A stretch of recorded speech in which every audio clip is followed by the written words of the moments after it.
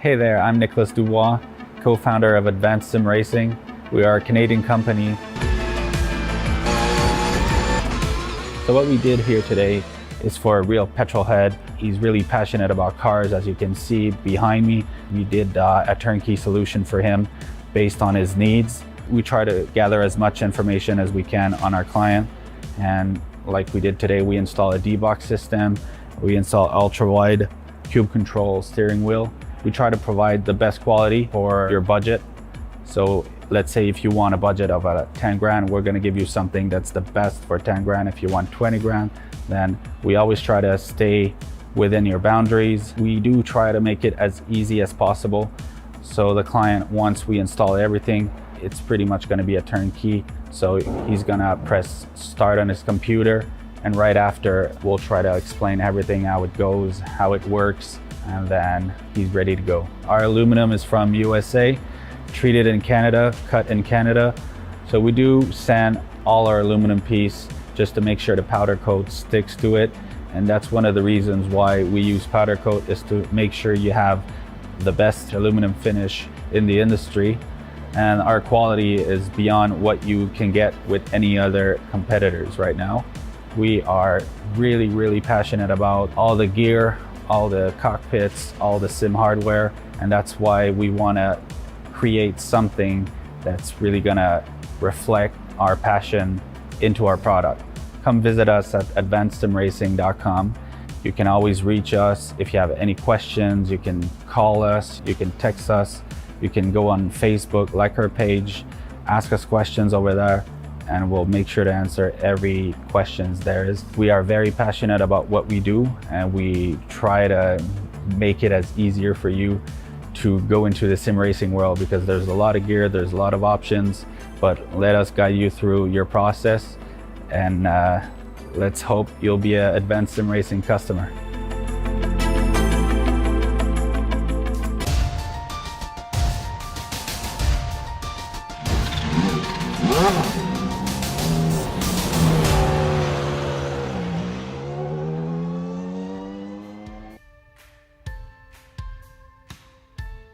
The two tracks tonight will present polar opposites to the drivers.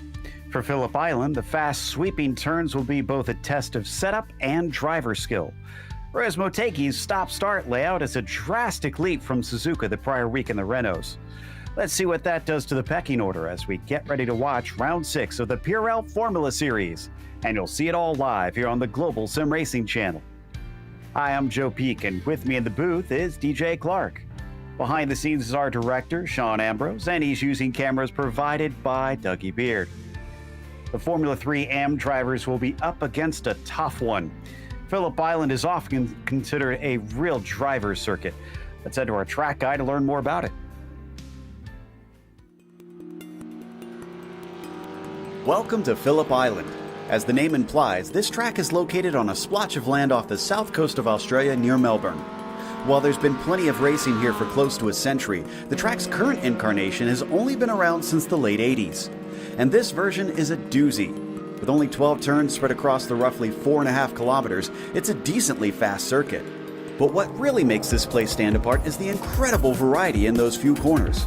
From negative to positive camber, early apexes, late apexes, blind crest, hairpins, sweepers, if you name it, it's probably got it.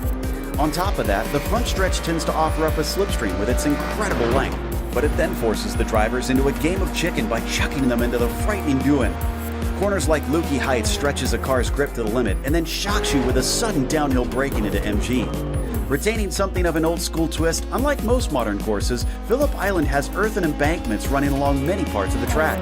While it's meant to keep the cars safely retained within the circuit's confines, anyone unfortunate enough to manage to jump them will be faced with a ton of damage for their troubles. A variety of types of racing take place at the track, including motorcycles, lower-level open-wheelers, and touring cars. Possibly the most well-known among those is the Australian Supercars Championship. With the Aussie reputation of having dangerous, difficult, and challenging circuits, Phillip Island certainly holds up to the standard. The beautiful views of the beach and the ocean may lure some of the fans in, but there's no doubt that the incredible racing at this unique track keeps them around.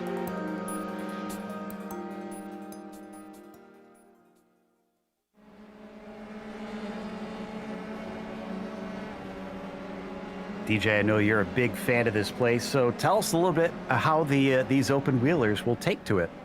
Well, Joe, they're going to find it difficult around here for sure. This is a primarily motorbike circuit, so drivers are going to have to be a little bit careful and really watch out to overheat the tires. There are some good areas to overtake. You'll get a good draft down the Gardner Straight and going through Dewan, but you may find an opportunity or two into the Southern Loop, but the best first chance you're going to get is into that hard right-handed hairpin of Honda.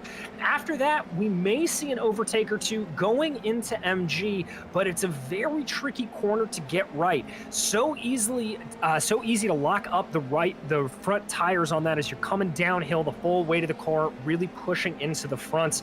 But really and truly, drivers have to nail that to be able to get a full effect of the draft coming down through turns 11 and 12 and onto the Gardner Straight to set up a good lap. No doubt, I'm sure that'll be a talking point all race long. It is so long down into that first corner into Dewan. But before we get to that, let's talk about how our broadcast is brought to you by ASR. Owned and operated by passionate sim racers, Advanced Sim Racing designs and builds the sturdiest and most durable aluminum profile racing simulation cockpits available in the market today. Visit them at advancedsimracing.com. It's also sponsored by RaceLab. RaceLab helps you improve your driving skills. With modern overlays, race statistics, and native VR integration, you can get the best out of iRacing. Start using it for free at racelab.app. Today's broadcast is also proudly sponsored by ButtKicker. ButtKicker products add an incredible immersion and realism to any game. Feel every nuance and truly put yourself in the driver's seat. Check them out at thebuttkicker.com. Today's event is also brought to you by SimMSA. Simulation Motorsports Affinity provides many consulting services, from completely customizing simulators to managing teams, individual drivers, and complete events. They're working hard to bring everyone together at one place to support and promote sim racing internationally. Find out how you can bridge the gap between virtual and real motorsports at SIMMSA.net. And finally, the PRL Formula Series is brought to you by NinjaTrader. Ready to compete against the financial markets? Supporting over 60,000 users across the globe, NinjaTrader provides award-winning trading software and brokerage services. NinjaTrader is always free to use for advanced charting, backtesting, and trade simulation. Visit ninjatrader.com to get started with a risk-free trading simulator and start tracking your performance. We take a look at the points championship here. Up at the top, Kevin Santana with his 3 wins in a row now has a handy lead over Christopher Richards, who is not going to be here to try and claw that back, which is going to be difficult considering he didn't really have a good finish last week either. So adding this as a drop round is certainly going to make things difficult in the final few races of the season. Peterson, West, and Coffray also didn't have the best of results back in round 5. We have a team standings. Why don't we hop over to that as well? Well, as you can see there, Viking Hot Rod Racing holding a pretty decent lead over Britannia iSports MRM with a 33-point advantage. Behind them, a little bit of a fierce battle heating up. 16 points back is Leading Edge Racing, but a long ways back there is Eagle Vision Racing and Parabola Racing, but Parabola only 5 points behind, so they'll be looking to gain some ground here and maybe take over that 4th place spot. Now, to get there, they have to run 27 laps around this track. For round 6, it's an open setup series. I mentioned it briefly in the intro. Could make quite a bit of a difference considering they have a lot of sweeping corners, but that run down the Gardner Straight, can you trim it out enough to get a better run over someone, over your rival? Drive-through penalties at 13 incidents and disqualifications at 17 incidents. You can go off track pretty easily here, but you're going to take a long trip into the grass around a lot of the places. See, getting a number of drivers across the line for the first time, but I think those are out laps for a lot of them, as we're still waiting for competitive times to be set. But in the meantime, Takeshi Kita has that provisional pole. Not the largest field here today, so could be a good chance for a few drivers to snatch up some valuable points. Yeah, most certainly, Joe. Phillip Island, not one of the most popular circuits that we always see, but it's a very much love or hate circuit. Watching here, Kevin Santana making his way around. He was second in practice, obviously your points leader, so hoping to have a good run. There you can see that right front locking up like I talked about on the run down into MG. He's about to set his first real competitive time, and he'll be followed across by Coffre, who's actually got a pretty good tow from those in front of him.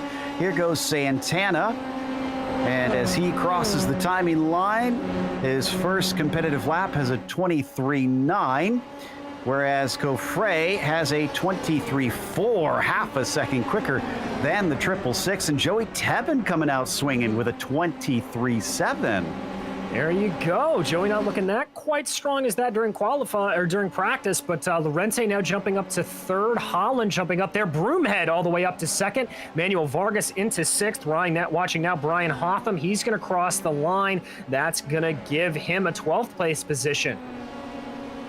Just about everybody already has a time down on the board as Tyler Gore puts himself into 17th, and Hefferman and 24th, unfortunately, has his lap deleted, so he must have dipped the wheel a little bit beyond the track boundaries. Unfortunately, Scarali also suffers the same fate. Unfortunately, seeing if we get anybody coming around. I think the next one will be Santana once again, who got shuffled all the way down to 8th. Yeah, indeed, Joe. I think he may be suffering a little bit of not getting the benefit of the draft, but a lot of these cars behind him, he's pulling the line a big trail. That's Ridgway, Presley, Coffre, Colander, just to name a few, or those four exactly. So here he comes. Let's see if he can improve on that 23.9. Oh, yes, he can. 22.9, a whole second chopped off, and Coffre doesn't go faster. So Santana now holds that pole position. This is Colander down in 17th, and he improves to 13th with that 24.2. Looks like Coffre mentioned he was not able to improve. Broomhead did, though. He is up into second, Vargas into third. So drivers getting the tires up to temperature. It's a relatively cool track right now, so this might be something where it's a good idea to keep it out there and running for a bit. Yeah, I certainly think it is, Joe. You can see there 22 degrees Celsius on track right now. That's 71 degrees Fahrenheit. And look at that wind. 17 miles an hour, 28 kilometers per hour. It is absolutely blowing here on this seaside circuit. Yeah, right next to the ocean. We see this a lot, though. I've often seen some pretty high wind numbers around this track. Motegi up to 25th as we go back to Tebben on a slow lap. I think he spun out last time. He was having a lot of problems with that in the warm-up, I noticed. Hopefully he's able to get that under control when we get to the race, but he certainly has good one-lap pace when he is out there and under control. Santana, another improvement down to 22.8. He'll be happy with that. Robert Ridgway able to bump his way into fourth place. Caden Presley, I think that's an outlap for Caden, so that's not going to be an improvement. Let's see if current fifth place James Holland has anything. Yes, that's going to be a little bit of an improvement for him, up to fourth. Broomhead goes faster, but Vargas gets down to a 22.7, less than a tenth ahead of that 666. He is our new pole sitter. Not a good lap there for Kita. James Doherty doing a little bit of slicing and dicing. Gunderson bumps his way up to 12th place. Dave Peterson moves up to third. Doherty going to 19th. Let's see what Tyler Gore has. 23.4, and that'll get him within the top 10. Things are changing around a lot. We've only got 3 minutes left. Scarali up to third now with his latest lap.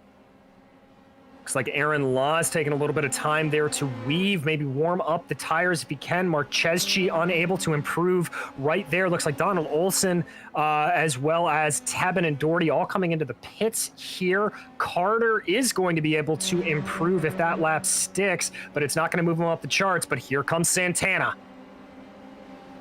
22.8 is less than a tenth off the pole. It's a 22.7. That will be pulled back in the hands of the 666. Vargas is just coming around the penultimate corner right now, but he's towing along Barnett instead of the opposite.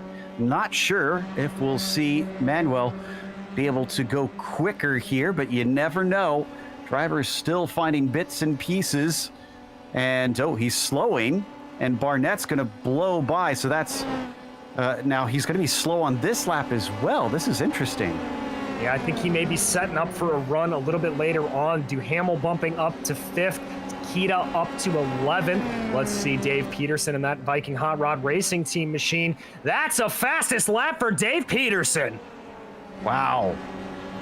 Pole has been held onto by multiple drivers by this point. It's certainly a toss-up. Almost might come down to who gets the right lap at the very end, as Marcheschi is going to cross and does go quicker by about 2 seconds. Good enough for 21st. Good lap there for Keaton. Here comes James Carter as he's going to cross over the line. Able to improve marginally there for Carter, but that's not going to move him up the timing screens at all. Now here comes Kevin Santana. Was he able to regain anything? No, he's not. He's about 2/10 off, but he'll have another track at it here. Ridgway goes quicker than him. He's up onto the front row now.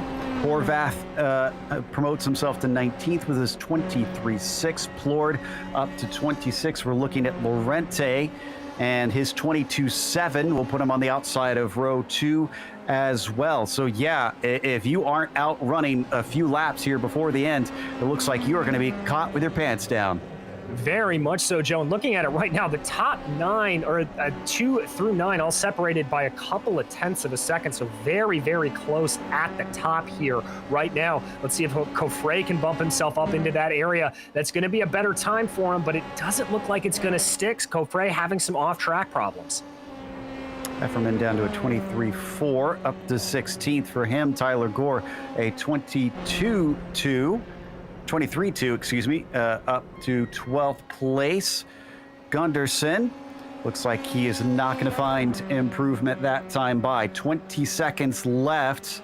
Is Carter able to get to the line in time? Yeah, looks like he is well within that range, so he'll be able to start one last lap. 23.9 is still quicker for him, good enough for 23rd place. Joey Tebbin starts up once again, but his tire is probably not up to temperature as Santana goes to a 22.6, but it's still not pole. No, it's not. That belongs to Tyler Scarali by 16 thousandths of a second. Santana only off by 53 thousandths of a second. So very, very close at the top. Colander, these are the last laps for these drivers. Holland not able to improve right now. Behind him, it looks like it's going to be 6th place Vargas. Does Vargas have anything here for these leaders? No. Then it's Takeshi Kita in the 64 car. The 14th place driver becomes the driver starting in 4th place with a 22.6. Coffray, a 22.7, only 5th place for the 28 car. Holtz not improving. Hefferman up to 12th. Tyler Gore up to 14th. If you're not out on track, you are not going to be starting in a good spot, it seems. Gunderson now goes down to a 23.1 for 14th place.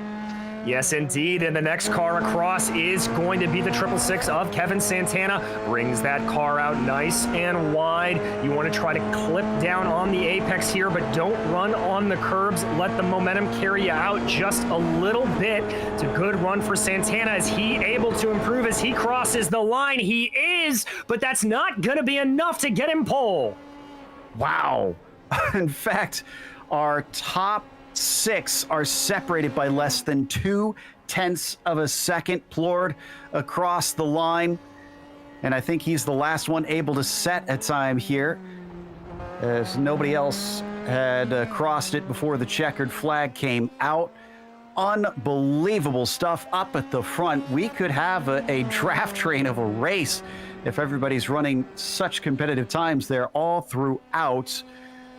Whew. And a shocker, Joey Tebbin wound up 21st with his troubles. He spun multiple times.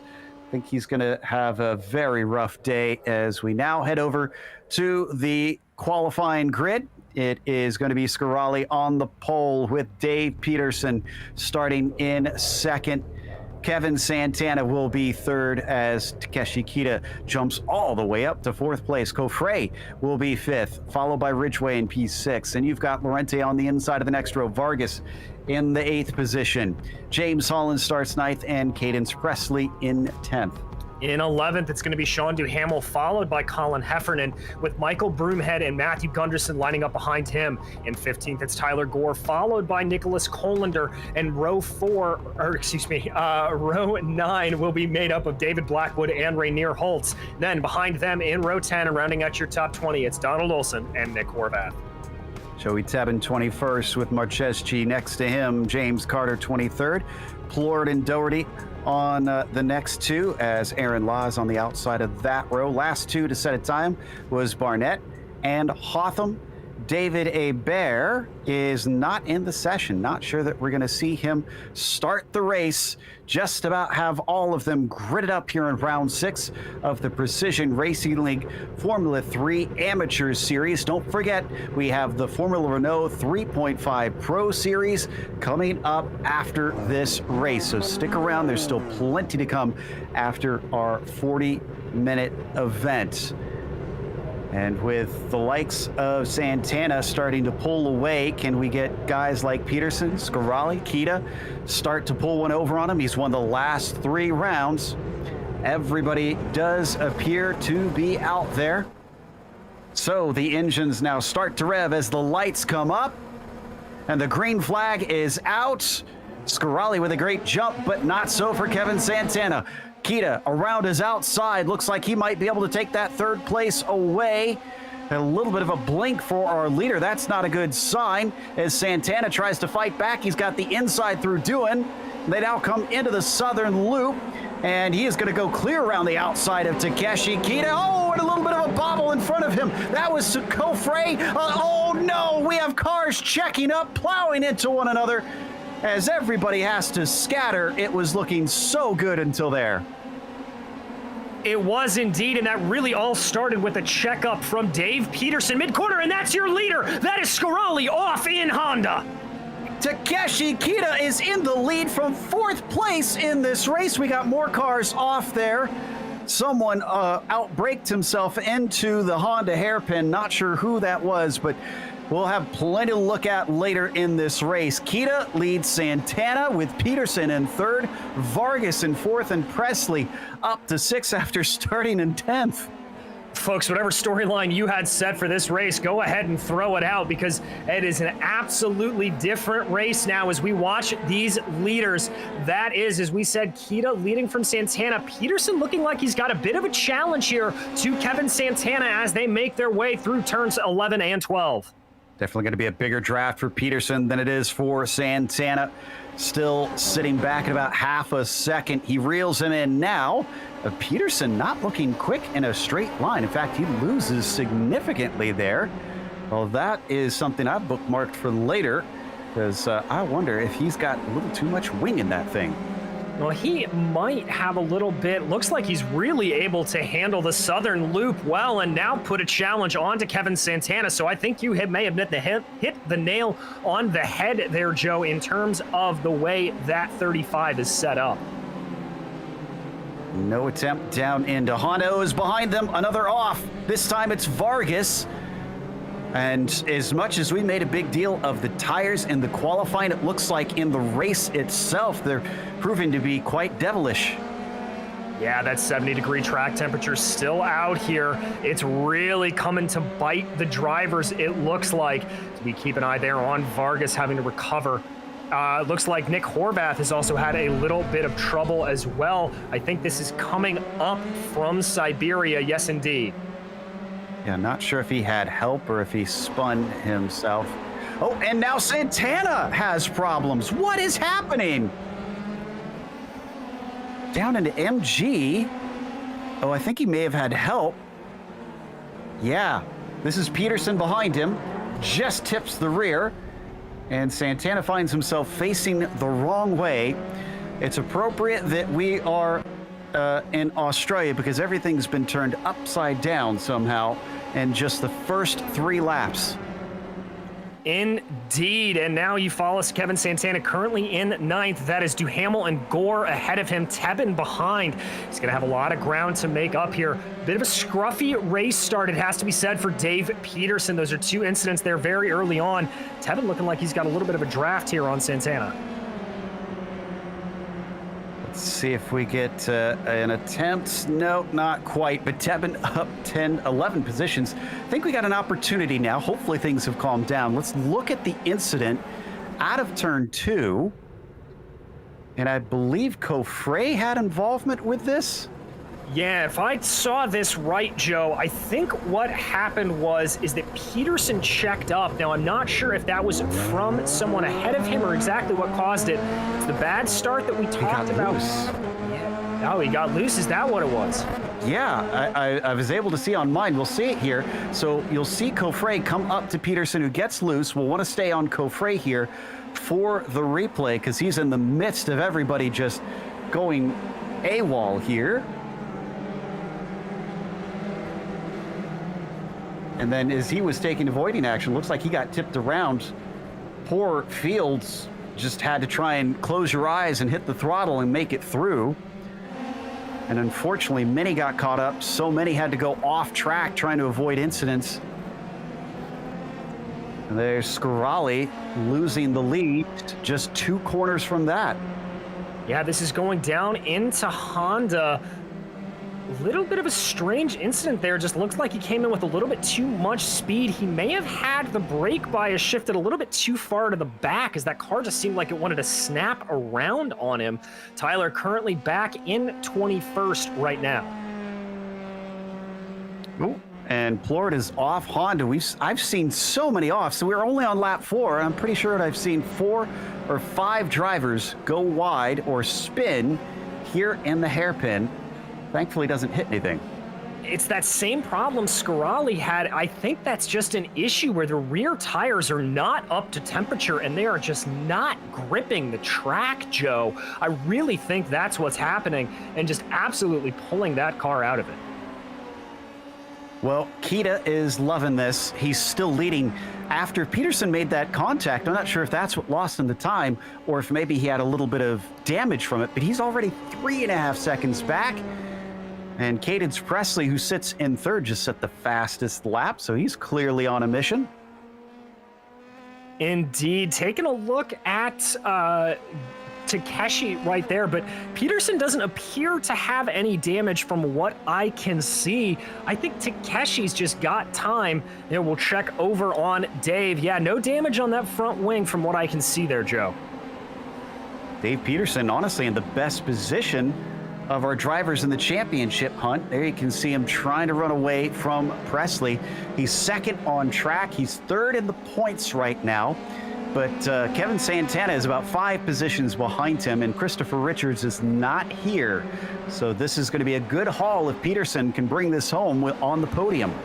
He's got to be careful, though. Santana's already been able to rise up about 3 positions from that incident, so he's clearly got speed in the car, and he also was able to snatch that fastest lap away from Cadence Presley with the 22.664 last time by. Also a little bit of a battle in front of Santana between Vargas and Holland, so that's going to be good news to the 666. Let's take a look at that battle here as we ride on board. Looking back at James Holland. Vargas trying to pull it over to the racing line. Left side, very fast first corner here into Dewan. And as long as the straightaway is, Holland not close enough. Santana approaching. You can see him behind. No pass attempt down into the southern loop as well. Very wide for Holland. Very wide indeed, riding on board with Santana right now. You can see him closing up. He's going to dive to what will be the inside of a Honda. One of the easiest overtaking opportunities late onto the brakes is the 666. Hits the apex, moves Santana up to 6th. He's still being followed by Joey Tebben, who's down in 9th, not making as quick of inroads. I got curious because Joey's made so many positions up, and he was a little bit out of his usual position in terms of qualifying. he almost came to a complete halt on that first wreck. So he was in pure survival mode there at the start of the race, and it's paid handsomely.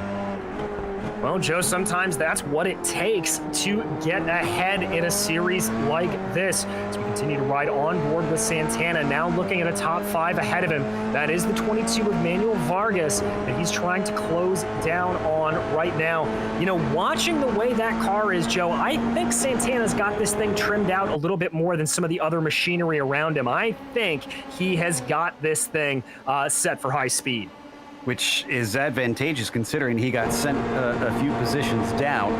As we watch from the perspective of the number 2, James Holland, still right behind him. Santana's last lap, a 22.9, so about 0.3 off of his quickest lap. Still, though, 0.2 faster than our race leader, Takeshi Kita. So if he keeps this up, he's about 7.5 seconds behind. It's not impossible for him to try and run down those top runners, but he's going to have to overtake a number of cars to do it. Yes, indeed, he is riding on board with Holland. I have to say, I'm impressed with Holland's pace here to keep up with Santana, as it looks like Tyler Gore has had a problem in the back. He's another one off, and guess which corner? Honda. Looks like he just spun the tires up on the exit, so don't need a replay on that one. He falls down to actually well farther than 16th. He's still off track, and I'm not sure why. He must have gotten something really damaged. As we now look a little bit ahead of that, this is Kevin Santana, who is still sandwiched between Holland and Vargas. They're going to get another good tow down the front stretch. Ooh, and Vargas is not looking fast here. Santana reeling him in down to about 0.2 of a second, almost within a car length. Swings wide into doing, but he runs out of racetrack. Maybe looking at a little bit of an over-under here. Ooh, through Presley just got Peterson. Presley just got Peterson in the southern loop, and that is not an easy place to make a pass. Let's look at this. Yeah, very impressive move there. You can see Presley challenging on the outside of Doohan and just pushes out Pave Peterson a little bit wide. That's a bit of a gutsy call there for the number 1, but I love the aggressiveness. There was nothing between them as they switched over inside to outside. And Presley from 10th place to 2nd. Can he run away from Peterson is the question. Look behind them. Santana had a little bit of a look on Vargas recently. Got very close to that 22, but still not able to quite make the pass yet. And they are clawing in Renier Holtz along with that. So it's becoming a 4-car fight there from 4th to 7th. Indeed, and these two have got to be careful, Presley and Peterson. If they continue to fight, that little squabble there through the southern loop really allowed for these guys behind to catch in. Oh, look at this run there for Kevin Santana. He's going to down to the inside of Doohan, and he gets around Vargas. So one by one, Kevin Santana patiently picking his way through the field. He got turned around, not of his own fault. Got pushed from behind and lost control. So he's making lemonade out of lemons here today. We look a little bit up ahead. Now Peterson got within almost touching distance of that gearbox of the number 1 car, but decided not to attack. Is he maybe biding his time? Is he just letting himself be pulled along maybe by Cadence Presley? Well, we haven't talked about it too much here, Joe, but there could be a little bit of fuel saving going into the strategy of the number 35 of Dave Peterson. That could be what he's thinking. Although I have to say, running a little bit wide there out of the exit of Siberia, that's going to hurt his overall lap times. Yeah, but look how much closer Peterson is able to stick going through Lukey Heights. I really do think that he has got some more downforce in that car. We've been making such a big deal out of Santana trying to pass so many. By the way, Tyler Scarali, who started on pole, spun on the first lap, is still down in 17th. But let's watch here, because once again, it's a big tow being given to Dave Peterson, as behind them, another spot for Kevin Santana as well. Santana now up to 4th, but Peterson not able to replicate the move. Whether that's by design or not, we're not sure. Yeah, he may also just be playing a little bit of mind games. We're going to go back and check out the replay here on Santana. Again, that great closing speed behind Holtz just pokes his nose to the inside of Doohan, and that is an easy move for the 666.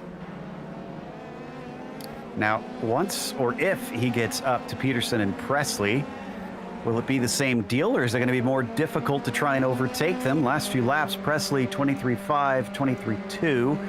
Santana 23 flat, 22.4. So yeah, Kevin Santana has got a lot more pace than they do. I have to imagine he is going to try. Ooh, Doherty and somebody else with a big issue. Trying to see who else that was. Looks like Daniel Barnett in the pink and blue. Oh.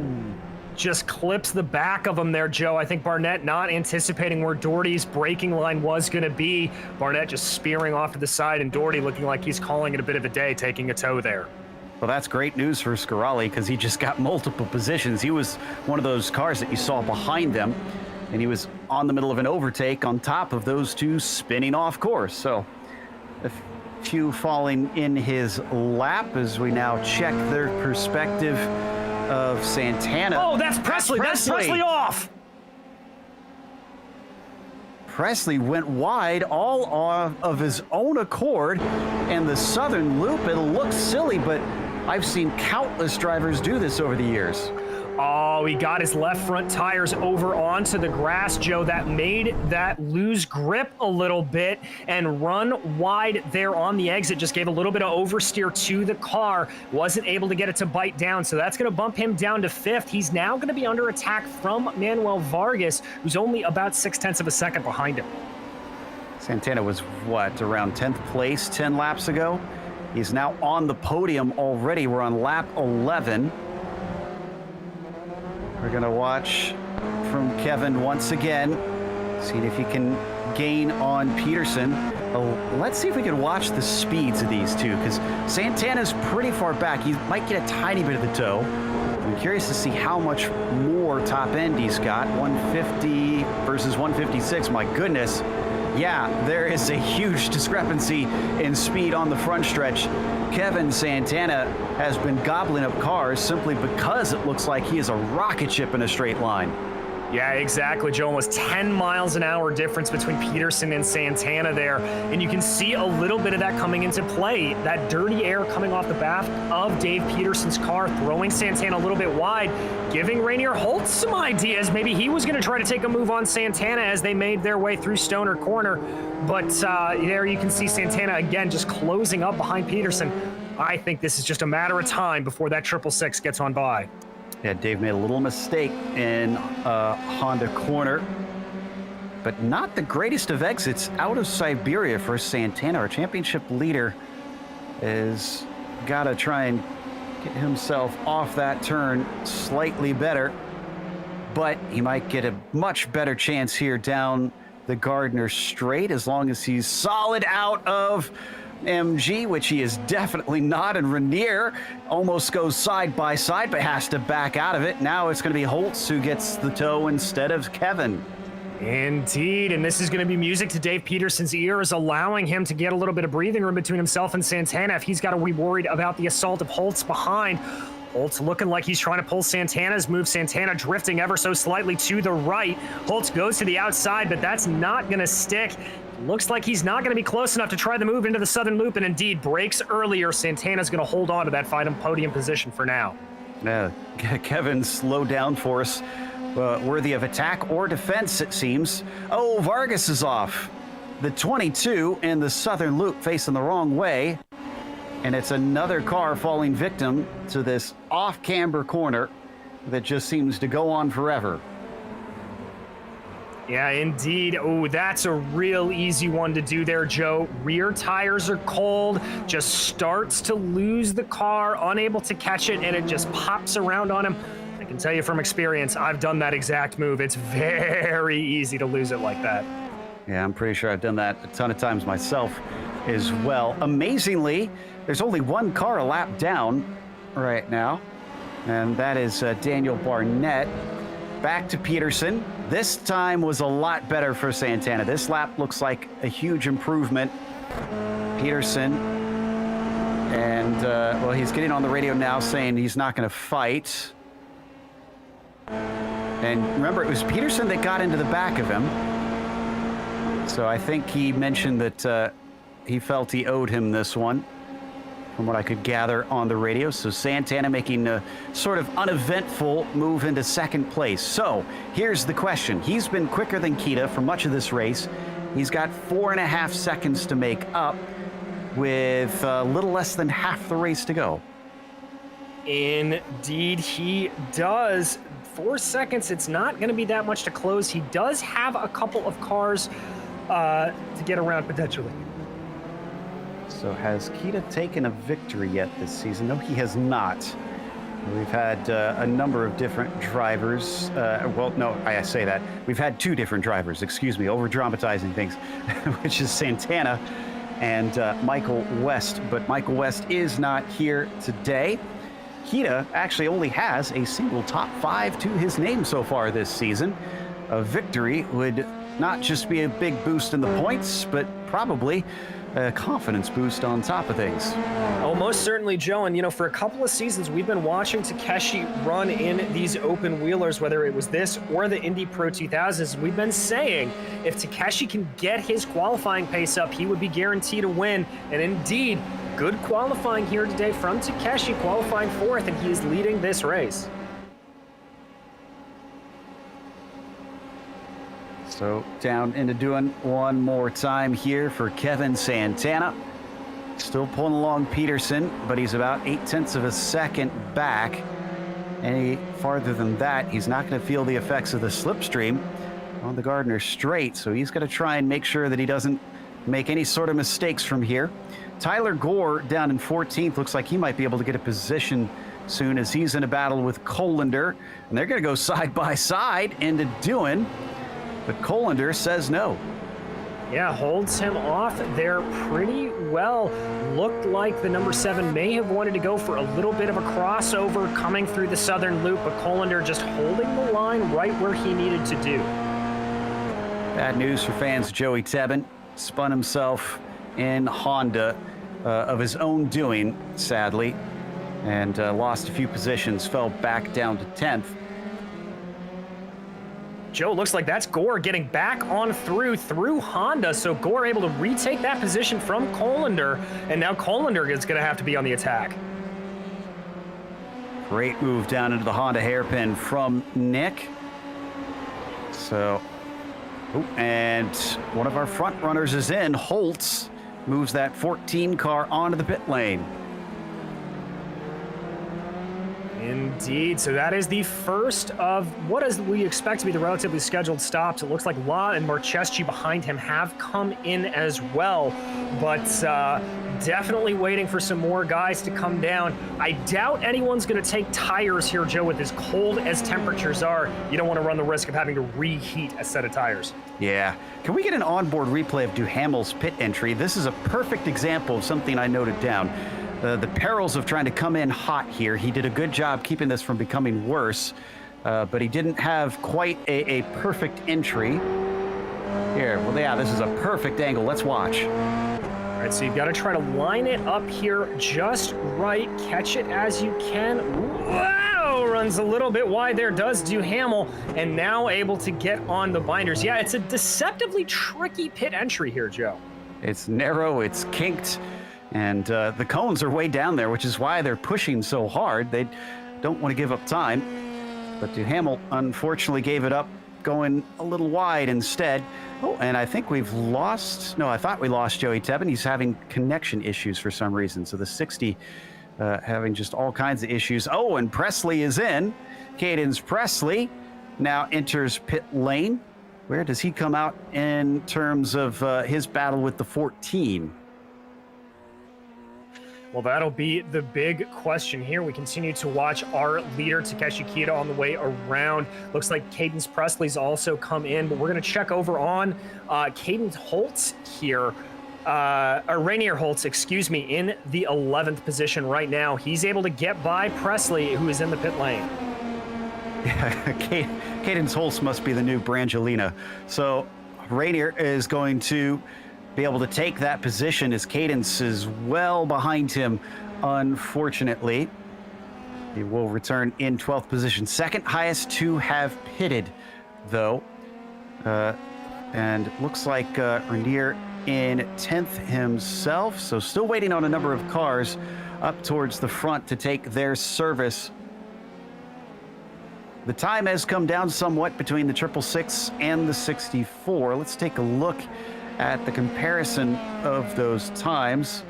And yes, indeed, consistently, Kita has been outrun. He had a half second faster on lap 12. Some of that may have been some of the battling we've seen for Kevin Santana that he's been dealing with. But regardless, Kita is being hunted for the time being. And it's going to have to take some nerves of steel for Takeshi to be able to hold off Kevin Santana, 3-time winner, and Vargas as well pits. Yeah, so more and more guys starting to make that decision. With only 10 laps to go, I wouldn't be surprised if we see a lot of the leaders in here shortly. Also looks like Colander is choosing to come in here on lap 17, Hotham as well. Yeah, it's not looking great here for Kita. Gap coming down to under 2.5 seconds with the laps that Santana's been running. I've got to think that Takeshi Kita is going to be sweating a little bit. Holtz and Presley both by Vargas, so Vargas re-enters the track in 11th place.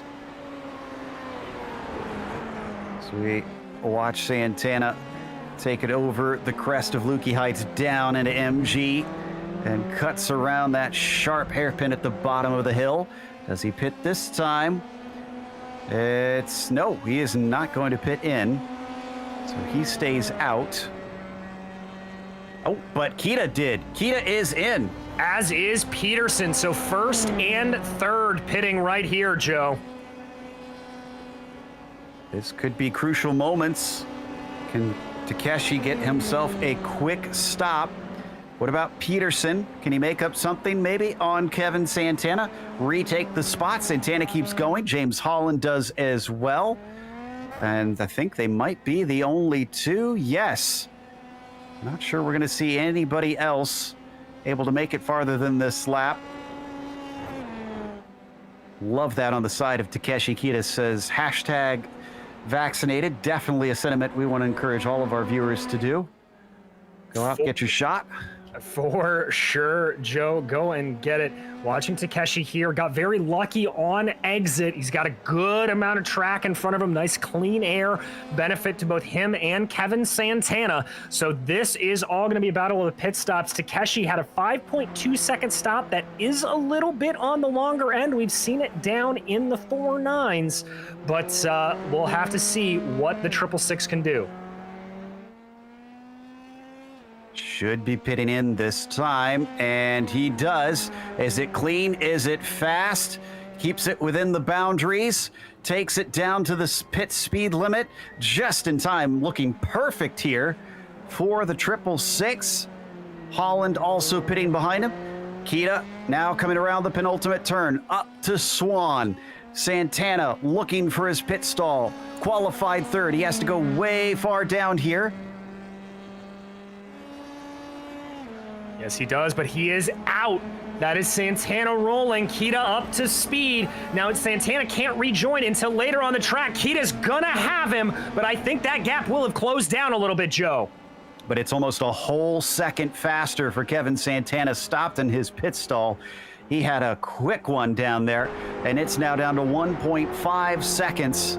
Like a bat out of robot hell, the 666 is on his way. There's a car off track. That looks to be David Blackwood.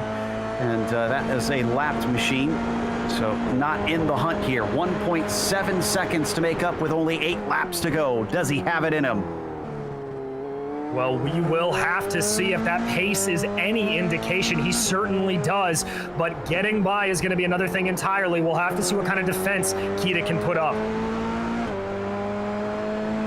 So now coming through Hayshed.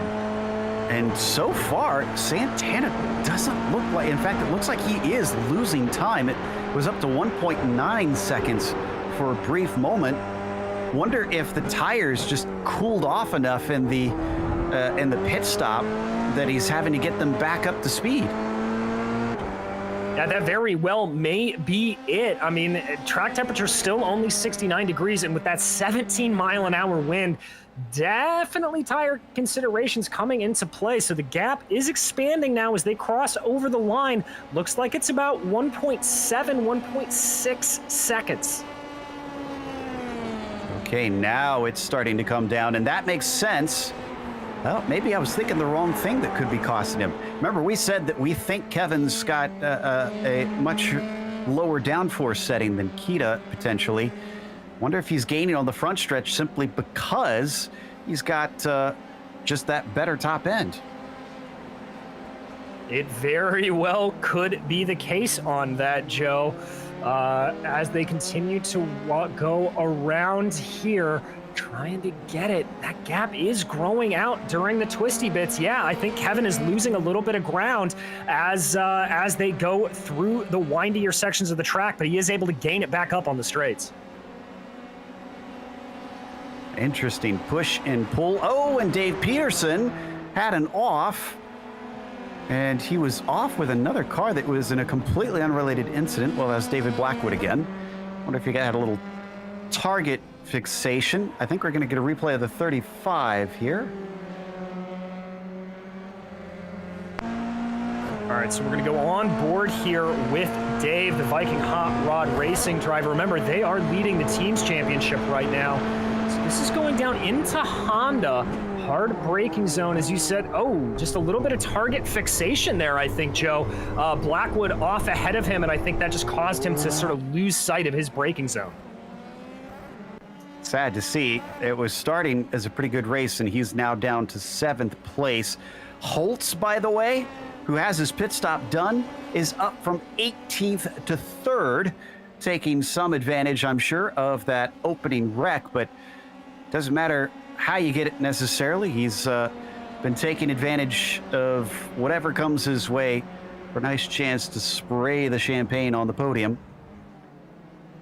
Santana last lap, by the way, 122.7. Kita set his personal best, his fastest lap of the race, a 22.9 still, so 0.2 slower than Santana. Yeah, so not really looking like he's going to be able to close in the gap, and with Holland only 2 seconds behind, he's still going to have to keep his eyes open. Can't go too crazy here, Ken Holtz. Things getting very close between Kita and Santana. We're coming down to 5 laps to go now. Takeshi, that time a 23 flat. Santana, 22.7. Another 0.3 knocked off.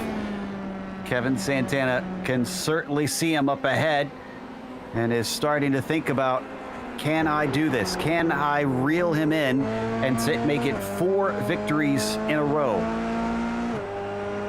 Well, with that gap only a second, he is going to get a little benefit from the draft on the long straightaways, but this is the part of the track where he's got to worry a little bit. But look how much better Santana is on the brakes coming through Honda. Which is impressive, because I would think he would have a much longer braking zone without much downforce on it. Up and to the top of the hill here, through Hayshed and Lukey Heights. Track will swing back left. Look at how blind it is as we ride on board. We're even above the driver's head. Can't see much. Through into the sun on top of things.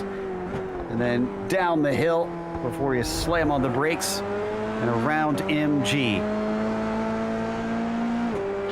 And rising back over the hill, the sun rising there beautifully for us on the sim. That gap now down to 0.7 of a second. Santana here really starting to put on the pressure. That draft is going to be in full effect, Joe. Yeah, we got to remember we're actually in the Australian winter here in the sim, just like it is in real life right now. And even though it's only 4 p.m. Virtual standard time, that's why you see the sun so low out here.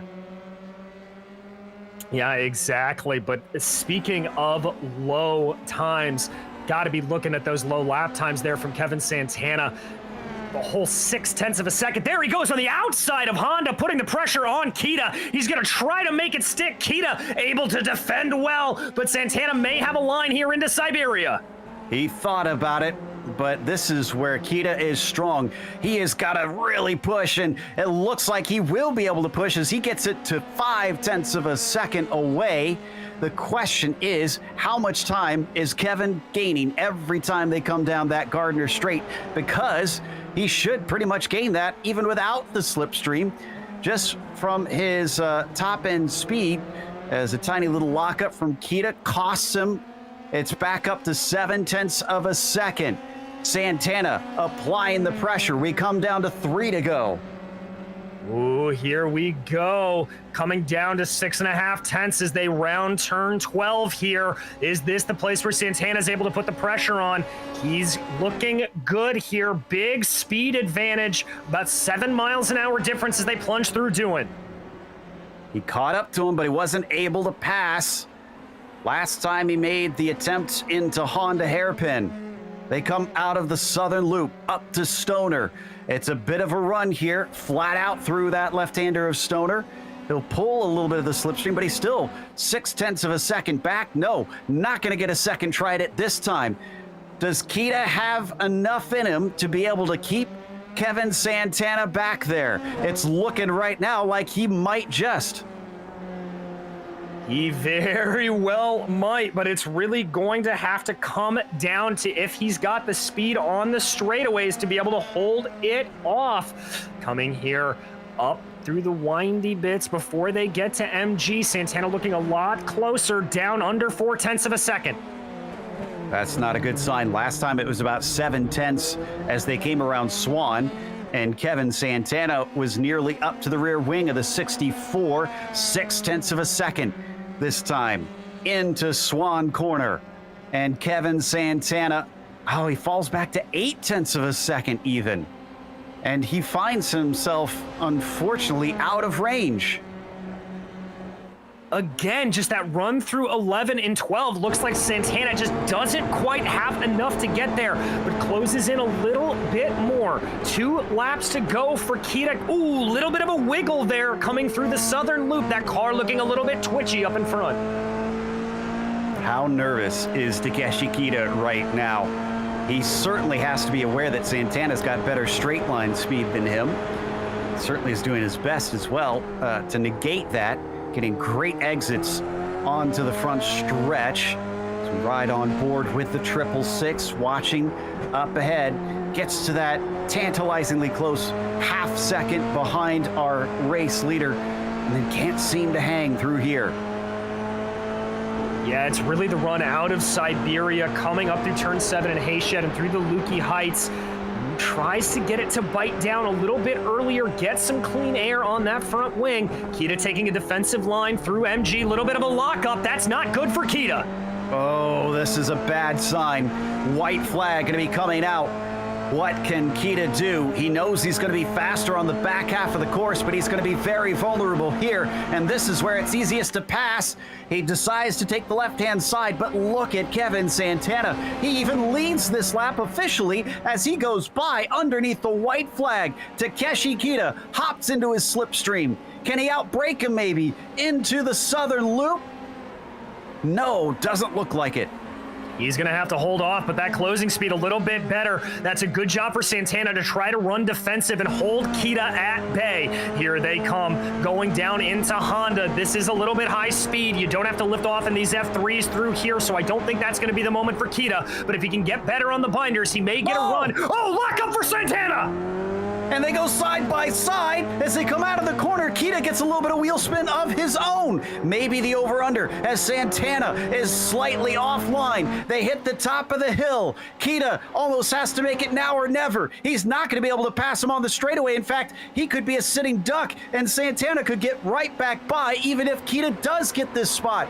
Breaking down at MG might be his last gasp effort.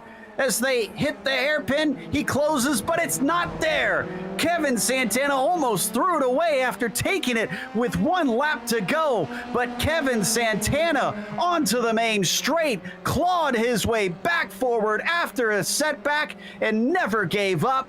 winning his 4th race in a row here in Australia. That may be the most impressive run from Santana we've seen yet, Joe. Absolutely incredible, and massive credit to Takeshi Kita for being able to keep up with him. Rainier Holtz as well, up 15 positions to round out your podium. Broomhead up 8 positions to get a top 5. Not bad for him. Poor Tyler Scarali was only able to get into 9th place after starting from the pole of this field. I don't think we really have any battles going on. Everybody's spread out after those pit stops. There's about 18 of our drivers left on the lead lap here today. Yeah, rounding it out quite well. Joey Tebben coming up 9 positions. It looks like Keaton Marcheschi up 13. So a lot of drivers taking advantage of those early incidents to cross over the line here. We see 16th place. That's Marcheschi. Aaron Law looking like he's about to come across in 17th.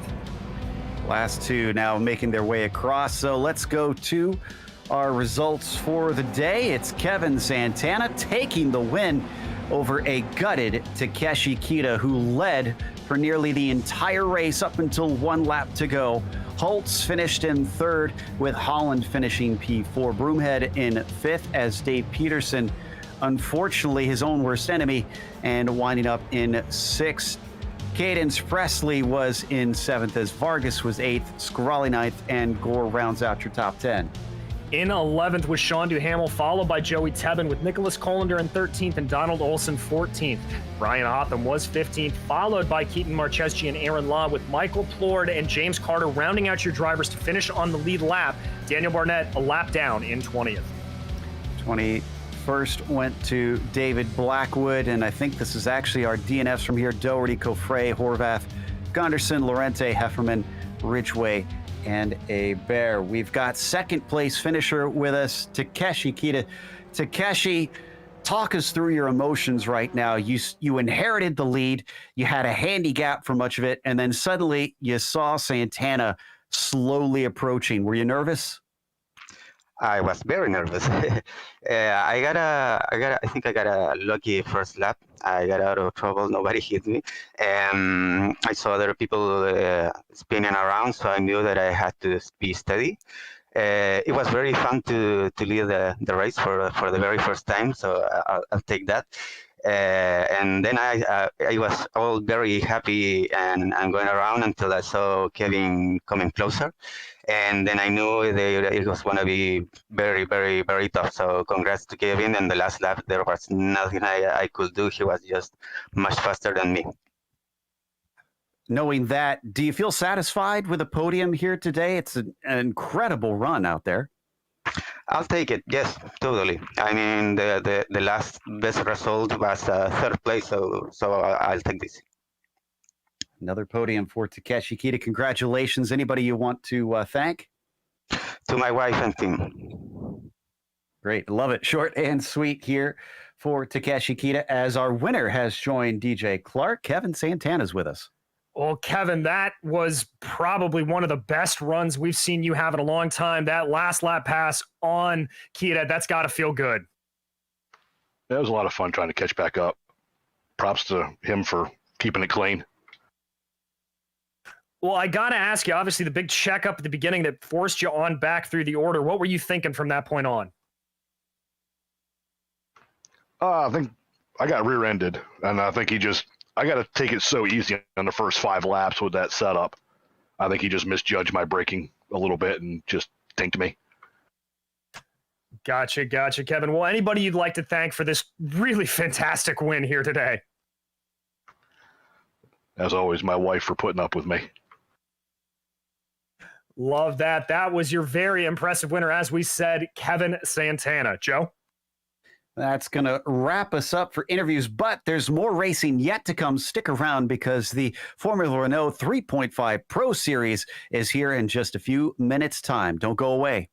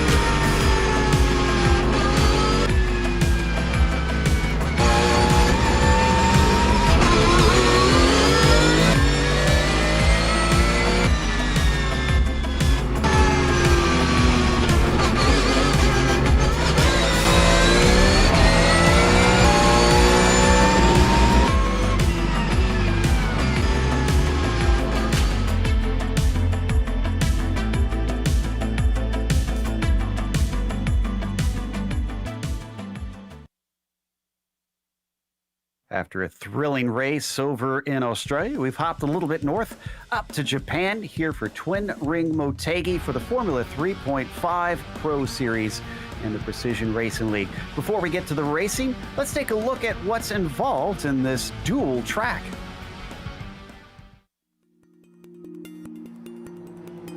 Welcome to Twin Ring Motegi. This well-known Japanese racing facility located roughly 2 hours north of Tokyo gets its name from the fact that it has both an oval and a road course that can be run. But a unique feature of this track is that instead of having a roval layout, the road course is entirely separate from the oval circuit.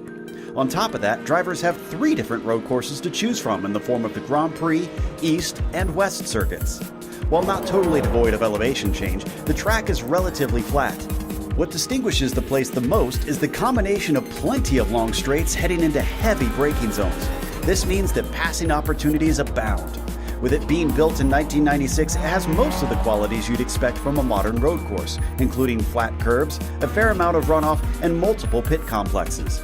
Oddly, because of the oval, the track includes night lighting for a portion of the road circuit. Though there isn't much notable about most of the turns, one of the more distinctive corners is the final chicane on the Grand Prix course. Leading out of a tunnel that returns you to the oval infield, it's kinked on entry and it tightens greatly at the second apex. This makes pushing the limits of this corner extremely tough, and it often catches drivers out. Though international series such as IndyCar and MotoGP have held rounds at the track, today it is mainly used for local open wheel and GT series. Still, the one-of-a-kind experience offered to drivers and fans at this circuit is sure to keep people coming back for years to come.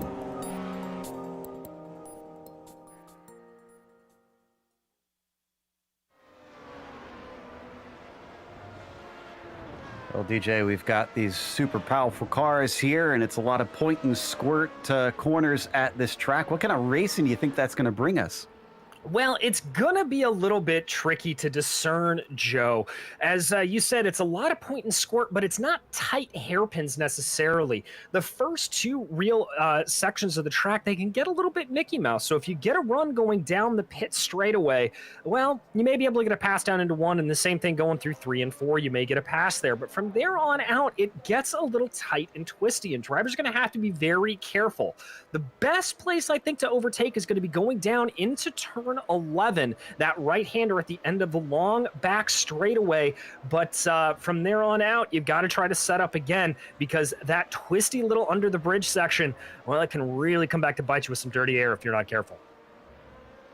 As we take a look at the championship now, our winners have been very spread out. No repeat winners so far this season, and Ponick is one of them. He is currently only got a 5-point lead, though, over Tien Sai Leighton, who has not won yet. Herbino has, and Christoph is here today. He finally took his first victory last week, with Uribe and Marcel rounding out our top 5 in the driver's standings. What about our team standings? Well, Joe, as you can see in those team standings, it's pretty tight at the top, with Final Lap Yellow only having a 12-point advantage over Ninja Trader Esports, with Madruga Late Night Racers. Well, they're a long way back, 89 points back of your leaders. Delta Sport trying to close down on them, but not as effectively as they would hope, about 22 points back, with Final Lap Red only 4 points back of Delta Sport. So a little battle shaping up there for 4th place. For tonight's event, it's going to be a 28-lap race for the drivers, so certainly we'll be circulating a number of times. It's open setup. Have to imagine we'll see a lot of wing cranked in them. It is a twisty track around here, and just like we saw before, it is a drive-through penalty at 13, disqualification at 17, with the same bonus points on top of it for our drivers. Mildly hotter than what we saw down in Australia, but still decent conditions as we get the first few competitive lap times on the board. It looks like Uribe holds the provisional pole currently in the 23, as Leighton now goes to second. Indeed, Tien Sai's been putting on some good times here, as there goes Herbino, though, up to the top of the charts. Not really surprising anybody with that and the speed we've seen out of that 92. But there you can see, diving down into those multi-apex corners, here comes Wildridge as he comes across the line. Let's see if he's able to improve a little bit. Looks like this is going to be a slow one for him. Yeah, definitely off the pace, sadly. Urbano may be looking to be the first repeat winner of the season here at round 6. Rebay wants to deny him that, but he's got 0.3 of a second to make up as Raymond Day goes faster and finds himself in P6. Only driver that still has yet to set a time is Barbagaleta, who unfortunately has had both of his laps deleted thus far. Yeah, and I just saw him pop back into the pits and pop back out, so he'll be trying some new ones there. Here comes Sepulveda out of that final quarter, getting his way onto the main straightaway. Let's see if he's got some more speed. He does. That's a 36. That'll put him up into 4th. Nice gain for him. And it's Hillard, one of the trickiest corners in racing, the chicane at the end with a crooked entry. Looks like he's smooth, so the 555 is going to cross and see if he can go quicker than the 36.5. He does, 0.4 faster. That'll get him 4th place away from Vicente. And then after him, who do we have? Looks like Palacio going to be coming up next in the 194. He sits in 6th place with a 37.2. What has he got underneath him? 36.5. That is a nice improvement, but it's like he's not even going to gain a position with that. No, he's not, but Demetrius Nunez is. That's going to bump his way all the way up to 5th, so he'll be happy with that. Owen McLaughlin bumps his way into the 8th place right now. Let's see if Wildridge is able to go a little bit faster. He is. That'll get him 8th away from his teammate, Owen McLaughlin. Raymond Day up next to 36.3, not too shabby. That'll put him into 7th place as Uribe is unable to improve that time by. Ponick is next. He's all the way down in 11th spot. This seems highly unusual for him, and indeed a 35.8. That looks a little bit more representative, and that'll put him on the outside of row 2. Yeah, he'll be happy with that. Here comes Sepulveda. Ooh, big twitch coming out of that tricky final chicane that you mentioned there, Joe. He's going to cry. He's going to stop before the line. Not happy with that. He'll have time for about one more if he's able to get back and going. Here comes Barbagaleta. Let's see if he can put in a time.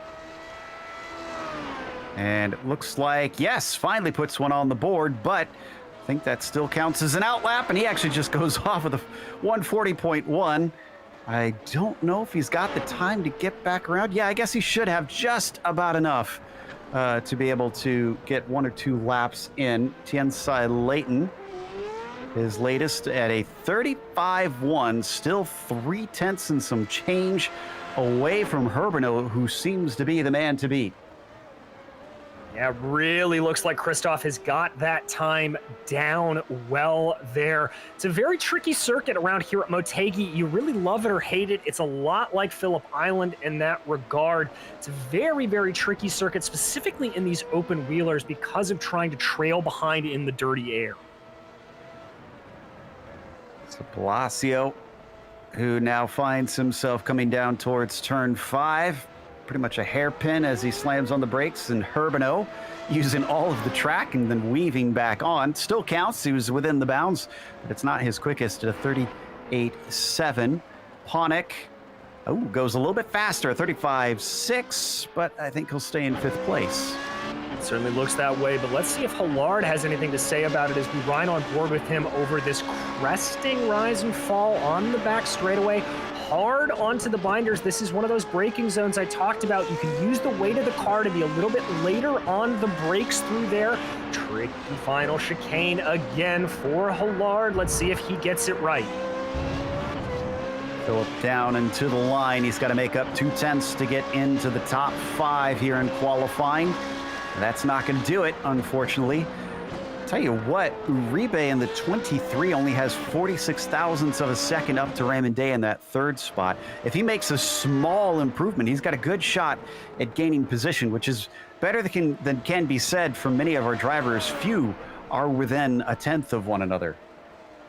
Indeed, as proven by Palacio there, who was able to go about 0.6 faster and not move up at all. Sepulveda having the opposite problem, not going anywhere with that. Here comes Nunez. Looks like this may be a slow one for him. Yeah, he's going to cross the line with a 140. Here comes your provisional pole seater, Christoph Herbino. Let's see if the Delta Sport driver has anything else to improve on from that 34.7. Wanting to widen the gap and he'll get one more shot at it if this one doesn't do it. As he crosses the line, it's a 34.6. So now he is a full 0.4 away. Leighton unable to respond. And behind them, Ponick down to a 35.6. Still not close enough to overtake Uribe, who unfortunately did not have a fast one. We're getting close to that checkered flag. I think Hillard might be our last one able to start a fresh lap. I think you're right, and that's going to come at the detriment of P2. Oh, Tiensai Leighton, and I believe that was Ponick having a big coming together as we continue to watch Hillard. Yeah, so Ponick is done as well, even though he takes off back around the track just in time to start a new one. And Hillard does improve. It's a 35.7, but he doesn't find a position. Ponick comes to a halt. He knows he's finished as Raymond Day in third. Can he get on the front row? No, he cannot. Behind that, Barbagaletta trying to finally set a better time. He does. It's a 39.3, but he is off the pace. Sepulveda down to a 35.9. He gets an 8th place as well. And Nunez abandons his final lap. He comes into pit lane and actually cuts across the grass. That'll be a talking point later, as we could have drivers who are going to fall afoul of that one. Does Uribe have anything? Well, let's see. He makes his way through turn 11 right now. Good, clean exit. Lines it back over to the right, taking up all of the track before he lines in for that final hairpin. Looks good. Not a lot of wheel spin, taking all of that exit curbing. It's going to be close for Uribe. 35.3. He hits another personal best, and that'll be up into third for him.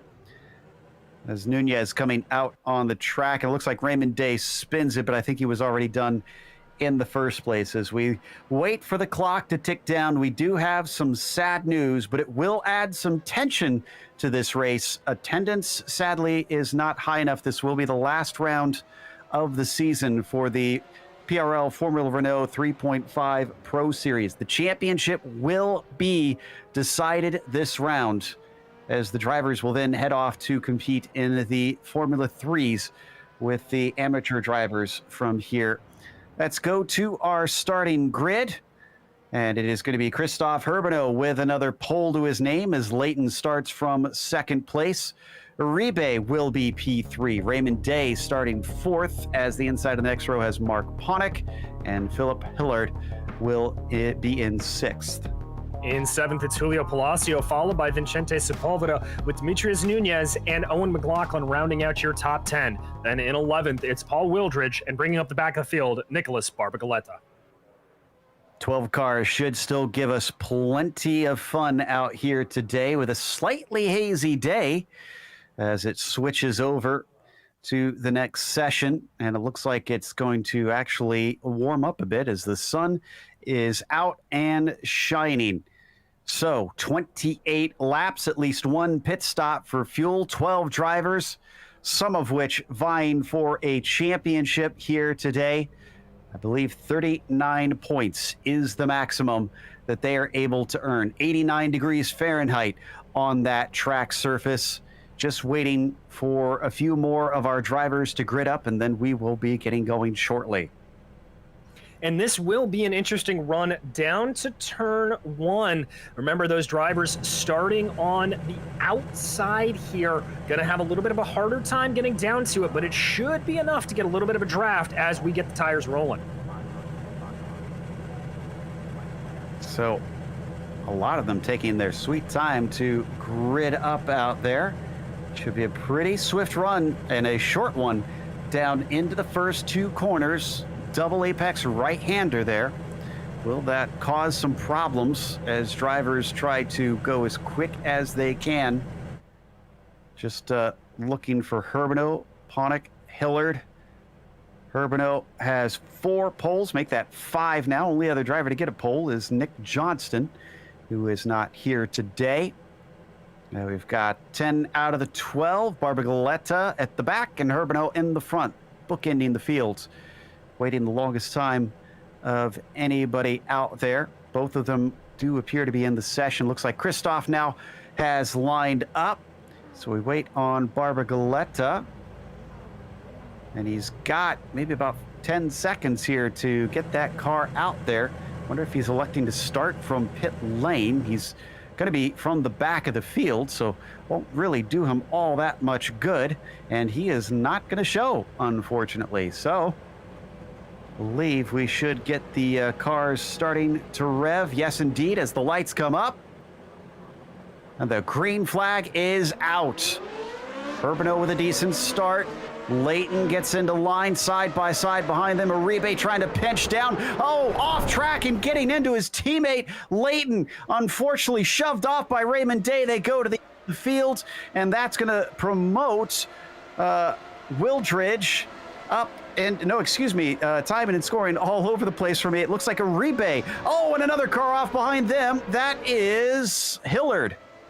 Yeah, that's Hillard, Joe, who got pushed out of the way a little bit by Uribe coming down on a diving move down to the inside of turns 3 and 4. Huge gap for Urbano, who is now 2.5 seconds ahead of Uribe, and they're not even through the first lap. Ponick is up to 5th place, or excuse me, up to 3rd place, rather. And certainly been a bit of a train here in the mid-pack. Sepulveda, Nunez following him as they plunge into turn 9. Another hairpin off to the right once they get to 10. Indeed, and it looks like here that they are just trying to hold in. Looked like there, I thought for a second that Ponick was going to have a bit of a run, but not so much there. They make their way down the back straightaway here. Now we see if anybody's got this car trimmed out a little bit more for the draft. Sad news for Day and Wildridge. Both had to come, or take a tow, actually, even down to pit lane. So it will put them well behind the 8 ball early in this race. And down through the final chicane, Uribe not able to close on Urbano, but is at least getting himself a little bit of distance from himself back to Ponick. Indeed he is. Ponick, on the other hand, finding himself a little bit under attack there from Sepulveda. Nunez ran a little bit wide going through turns 1 and 2, so that puts him out of this scrap for the moment, but into the arms of Palacio potentially. Julio trying to chase him down. And actually, I think Nunez went a little bit wide. If we go back to the 902, he's going to be under threat. Palacio getting close behind him, but not close enough down into turn 5. That's also Phillip in the 555 behind them. Yeah, so some trains starting to form all over here. Palacio having a little bit of trouble, though, running in that dirty air like we talked about. That's one of the tricky things of Motegi. Yes, there are places to pass, but they come at the end of these windy bits where running behind in these open wheelers is very tricky. And we've watched many races here that drivers just can't seem to do anything, even with a pace advantage over the car ahead of them. Around turn 10 and accelerating away. Looks like Phillip doesn't really have much for it. Palacio clinging to the back of Demetrius. Gonna have to be closer than that. Downhill braking zone into turn 11. They head back under the oval and into the infield. Indeed, they do. Looked like Palacio was a little bit offline there coming through that turn 11 area. Not able to get the apex that he would like as Christoph Urbano, 2.5 seconds ahead, sets the fastest lap of the race. Quickly pipped by Uribe, though. So maybe a little bit of competition here, Joe. So Pablo's not giving up on it. Yeah, 36.652 versus the 36.731 from Urbano. Down into turns 3 and 4 once again. This close group fighting for the 5th position. That is Nunez that you see in the orange and white being chased by Palacio in the 194. Trying to close up the best he can is Palacio. Again, though, as we get into these twisty bits, so hard to follow here. Palacio just trying to find some clean air for these front wings. Small correction for myself. The Formula 3.5 drivers will not be allowed to compete in the AM series. So this, it really is the end of the road on this season for these competitors. Palacio coming up to the hairpin of 10. Just can't quite seem to get on top of Nunez. Is this going to be a trending theme? And especially with a small pack here today, I wonder if those drivers need to start thinking about an early stop. They may indeed. We often talk about the undercut or the overcut here, and with such a small field, getting some of that clean air if you're clearly faster like Palacio is here, well, that could be very beneficial to him. He may want to think about that. Only 28 laps here around Motegi, as there goes Hermanos setting the fastest lap of the race. Uribe only about 0.07 of a second off. Very competitive times between those two, despite the fact that Christoph looks almost untouchable there in the qualifying. So we plunge into turn 3 once again. Watching from on board Palacio, trying to accelerate, ease onto the throttle here. Down towards turn 5. And still nothing doing for him. Phillip behind. The pair of them have been keeping them honest, and do my eyes deceive me? Is Owen McLaughlin actually gaining a bit of time on them in that blue car? You're not crazy, Joe. He's cut that gap down to about 1.4 seconds right now. McLaughlin having the benefit of that clear air, coming down even more, down to 1.1 second. So doing a very good job here is Owen. So despite his qualifying not looking so hot, the number 90 car started it in 10th. He's up to 8th. Now, 2 of those positions were gained from Day and Wildrich, who wrecked out, but he's clearly able to really get a good spate of speed. We hop on board looking over his shoulder, braking hard down into turn 11, has it down to 1 second. It's starting to look like he might be the one to finally make some moves in this group if he can withstand the dirty air. There's a mistake from Nunez coming off the final chicane. Exactly what Palacio's been looking for. He's able to get to the inside, down into turn 1. It's not done yet, fighting back the long way around, and it's going to switch back to the inside. He keeps the overlap. Nunez says you're going to have to work hard for this one. Breaking into turn 3. Covering off that inside, and Palacio still can't get it done. Love that defensive driving there from Nunez. You saw him really forcing Palacio out as wide as he could go, making him take the most compromised line that he could. That's some very, very heads-up driving out of the 902, and you can see there behind, that is Owen McLaughlin, down to 0.3 of a second behind Hillard. First up in his sights, Phillip is going to have to play some mighty defense here, because it seems like the 90 is quite quick. The 3 orange and white machines trying to switch sides to get into turn 9. Coming across the track once again. McLaughlin still not close enough, but has certainly run it down. A little puff of smoke from the brakes of Hillard as he tries to get the car woed up into 10. No harm, no foul. McLaughlin still stuck at about 0.4 behind. And McLaughlin not able to get it done there as they dive down into turn 11 right through there, but he is running closer than we've seen a lot of drivers be able to run, so kudos to Owen here. So 4 drivers looking quite stuck at this stage. They come back into turn 1, starting lap 6 now out of 28. Did see at least a mistake out of Nunez. He's done it once. He could do it again. Palacio, though, did he learn from that? Is he going to try something different on his attack if he gets another chance? Well, we'll have to see if he does. It looks like he's losing a little bit of ground here. Hillard able to close up ever so slightly. We'll have to see if he's got the guts to make that stick or not. Hillard, that is, and maybe if that pulling back is going to give a little bit of an opportunity here to Owen McLaughlin as well.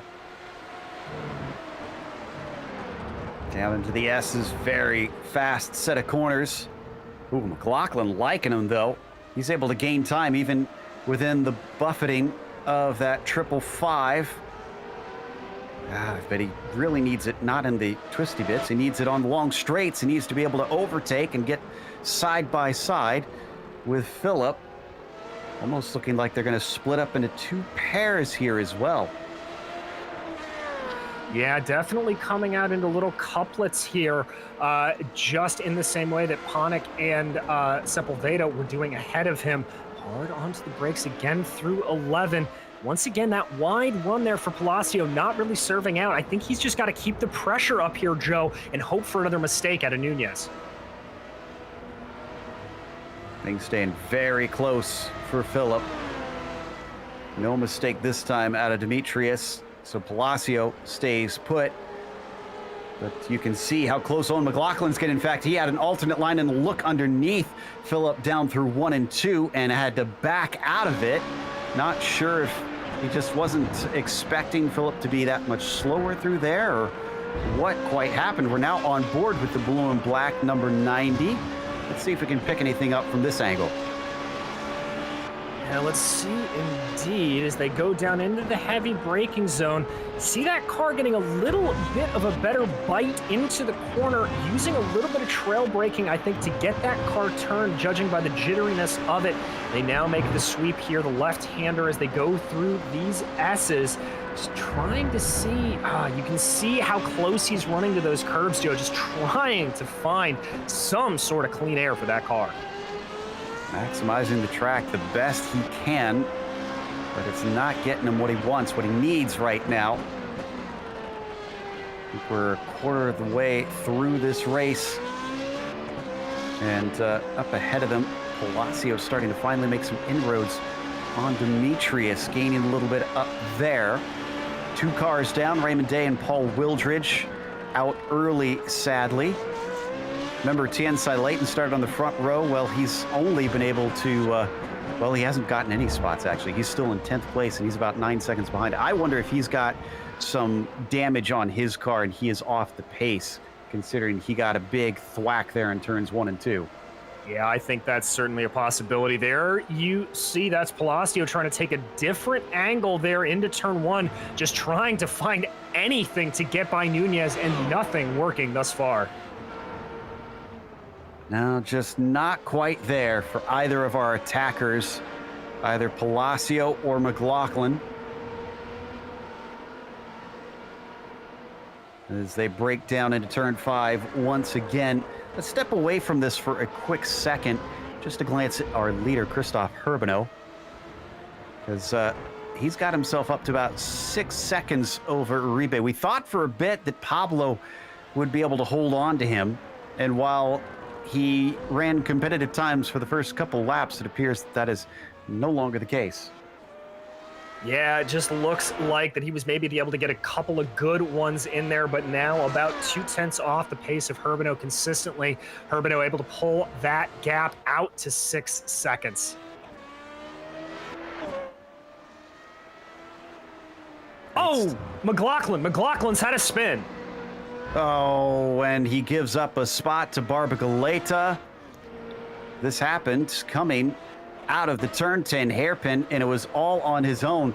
He was getting eager. He wanted to close it down, but he wanted it too much, and around he goes. Yep, just right there. Lucky, I don't think he picked up any damage from it. Able to get it before he went into the wall there, but that is definitely not going to help him. And he has now dropped back behind Barbagaleta, as we said. So he's going to have a lot of work to do if he wants anything to happen. I just realized that Paul Wildridge has rejoined this race. And I'm not entirely sure why. He's 6 laps down. There's nobody to race with unless this is just him trying to get the last few laps in this car in for himself just for funsies. And again, they won't have any more races after this one. Final 4 rounds have been called off. Looking at the fight for P5, which was a 4-car fight. Now there is 3. Actually, you can almost call it 2 because the 555 is still not fully in touch. Yeah, really not able to get as close as he'd like to, but trying to do the best he can at this point. The 3 of them just running here. Joe, I got to agree with what you said early on. I think this is going to be a matter of trying to get by on a good pit cycle. Yeah, it's going to take some strategy here today, no doubt. Ooh, a poor exit for Hillard that time, as Palacio stays in the tire tracks of the 902. down into turn 11. They are within the pit window by now, I'm pretty certain. Yeah, they are indeed, so we may see one of these guys decide to pull off and go for it. But as you said, it's a tricky pit entry. You may have to build your confidence up a little bit to get it right. No doubt. We talked about that chicane on the entry. We even saw one driver in the qualifying miss it, trying to get the most out of it, get a little bit of practice into there. Hopefully it doesn't have that happen fully to somebody in the race itself. Ooh, good under brakes that time for Palacio. Gained a little bit of time. Might have helped too that Nunez looked like he went a tiny bit wide, but it's not enough. Palacio is going to have to be closer to take advantage of little mistakes like that. Yeah, indeed he is. A big mistake like that going down into turn 11 would help him, but not coming through here. Palacio trying to hold that gap under a half a second right now. Looks like he got a little bit more speed there through a part of the S's, but trying his best here, not fully making it work. Much tighter to the apex down through turn 9, but nothing doing. Nunez still keeping him at bay. Now, Barbagaleta, remember, I talked about him starting from pit lane. He's up to 8th position, so it's not doing too bad for him. Having gotten by McLaughlin and then Leighton having his accident, and Wildridge and Day having their issues on lap 1 as well. It's getting a little closer now. Palacio getting it down to within 0.4 of a second through the final chicane. But there's nothing there for him. All the way up to lap 11 now. Definitely fully into the second third of this event. Yeah, trying to pull it in the best he can, but not exactly as close as I think he would like it to be, unfortunately. Still just doing everything. That's what he's got to try to do here. Just keep up the pressure, keep up the attack as much as possible, and see if he can force a mistake.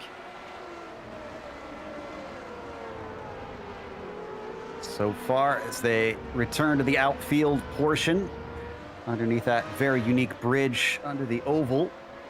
This has been Christoph Urbano's race to lose. Oh, McLaughlin with another mistake. The 90 struggling a bit today, and for the second time in a row, it happens coming off of a corner. Yeah, it just looks like he's got a little bit of problem with the heavy right foot there. Just putting a little bit too much in as he comes through, and the rear tire's spinning and sending him around. So full 360 for him. And now he lost another one to Leighton. This time he did touch the wall. So the 90 is probably going to be a little bit off pace now, I imagine. Still not seeing anything happen here in this battle for 5th. Yeah, nothing fully developing. I wonder if Palacio maybe is just trying to stay behind here a little bit, save some fuel, maybe save a little bit of tires if he can. Yeah, I think if you're Palacio at this point, you gotta try and come in, take a stop, see if that does anything. Not likely to lose him much. Maybe he goes behind Hillard, but he's stuck where he is anyways. Might as well gamble. Not only have we talked about Urbano doing a good job today, let's give some credit to Rebay and Ponick as well. Ponick's up 2 positions from where he began this one. This is on board with second place of Rebay in the number 23. And before we don't get another chance through this season, I do want to say I love the paint scheme on these final lap cars. That chrome with the matte black looks very cool.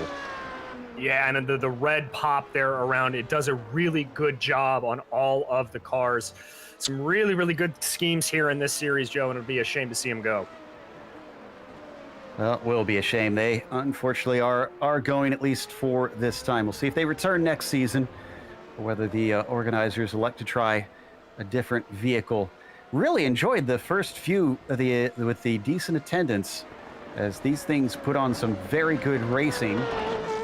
Down into turn 11. Love that Dougie Beard camera shot. I'd love to see more of that one. Got the crane popped out down at that corner.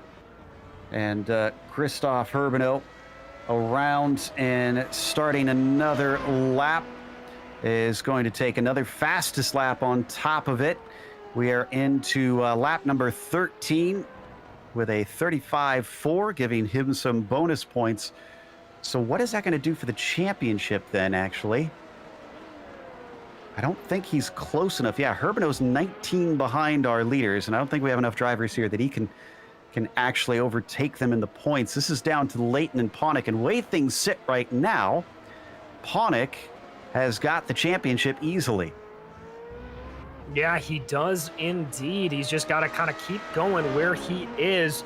If he makes a big mistake here, as you said, Joe, even then, I'm pretty sure he'll be able to hold it out. Tianxai clearly out on track, just trying to hope for that mistake. We ride on board with Mark up into that final podium position right there. Running some very consistent laps, it has to be said, all around that 36.45, 36.5 territory. So we watch from the number 34 onto the backstretch support pits off to your right, and flying down towards the braking of 11. This really gives you a good idea of the drop in elevation there. Not a whole lot of elevation change at this track. And in front of him, did Uribe must have just had an off. I saw some dust. Yeah, can we get a replay on the 23? A mistake into turn 11 has brought the battle for a second into play. Yeah, there you go. Just outbraked himself, I think, coming into 11. We're going to jump on board here as he comes down the straightaway, Joe. I think he just missed his braking zone coming in. Yeah, carried too much speed in, missed his braking zone, and off into the kitty litter. But did the best that he could with it. Made sure that he didn't hit anything, didn't loop it around, but he still lost about 2 to 3 seconds, which means Ponick is now right behind him. Just over a second between them. If Mark can get the speed together, he could try and fight for this second position. Podium is certainly not decided. No, it's not at all. This could get very spicy. Don't worry, haven't missed anything in the battle between Nunez and Palacio. Still stuck at half a second apart from one another. So the 23 leads with that yellow trim on that black and red car, as the orange and blue of Mark Ponick gives chase. Still at about 1.3 seconds. Let's see if this lap will be faster for one or the other, or if they're pretty close on pace. Right now, it's looking like they are almost tied with one another. The number 23 comes through the final chicane. Urbano setting another fastest lap up there in the meantime. Pablo crosses. His time is going to be a 36.3. Ponick, a 36.6. A little slower for the 34. Yeah, just a little bit slower there. Not quite able to close it up as much as he'd like, but he is going to be pushing now. He's got something in his eyesights. Ooh, Palacio got the closest he's been for a while. In fact, I think he's going to have some slipstream. Must have been a mistake from Nunez. Going to look to the inside. No, defense from Demetrius late into the corner as they break into turn 3. And once again, he successfully holds back the 194. This is what Hillard's been hoping for. It'll allow him to regain a bit of the time. We look from the gearbox of Demetrius. We do indeed, and that was a little bit naughty from Demetrius. I would say that's moving in reaction to the driver behind you of Palacio there. Stewards may have a look at it, but there you see that is Palacio trying to get some clean air onto the wings, trying to do anything here, but not able to get close, even with that mistake from Nunez.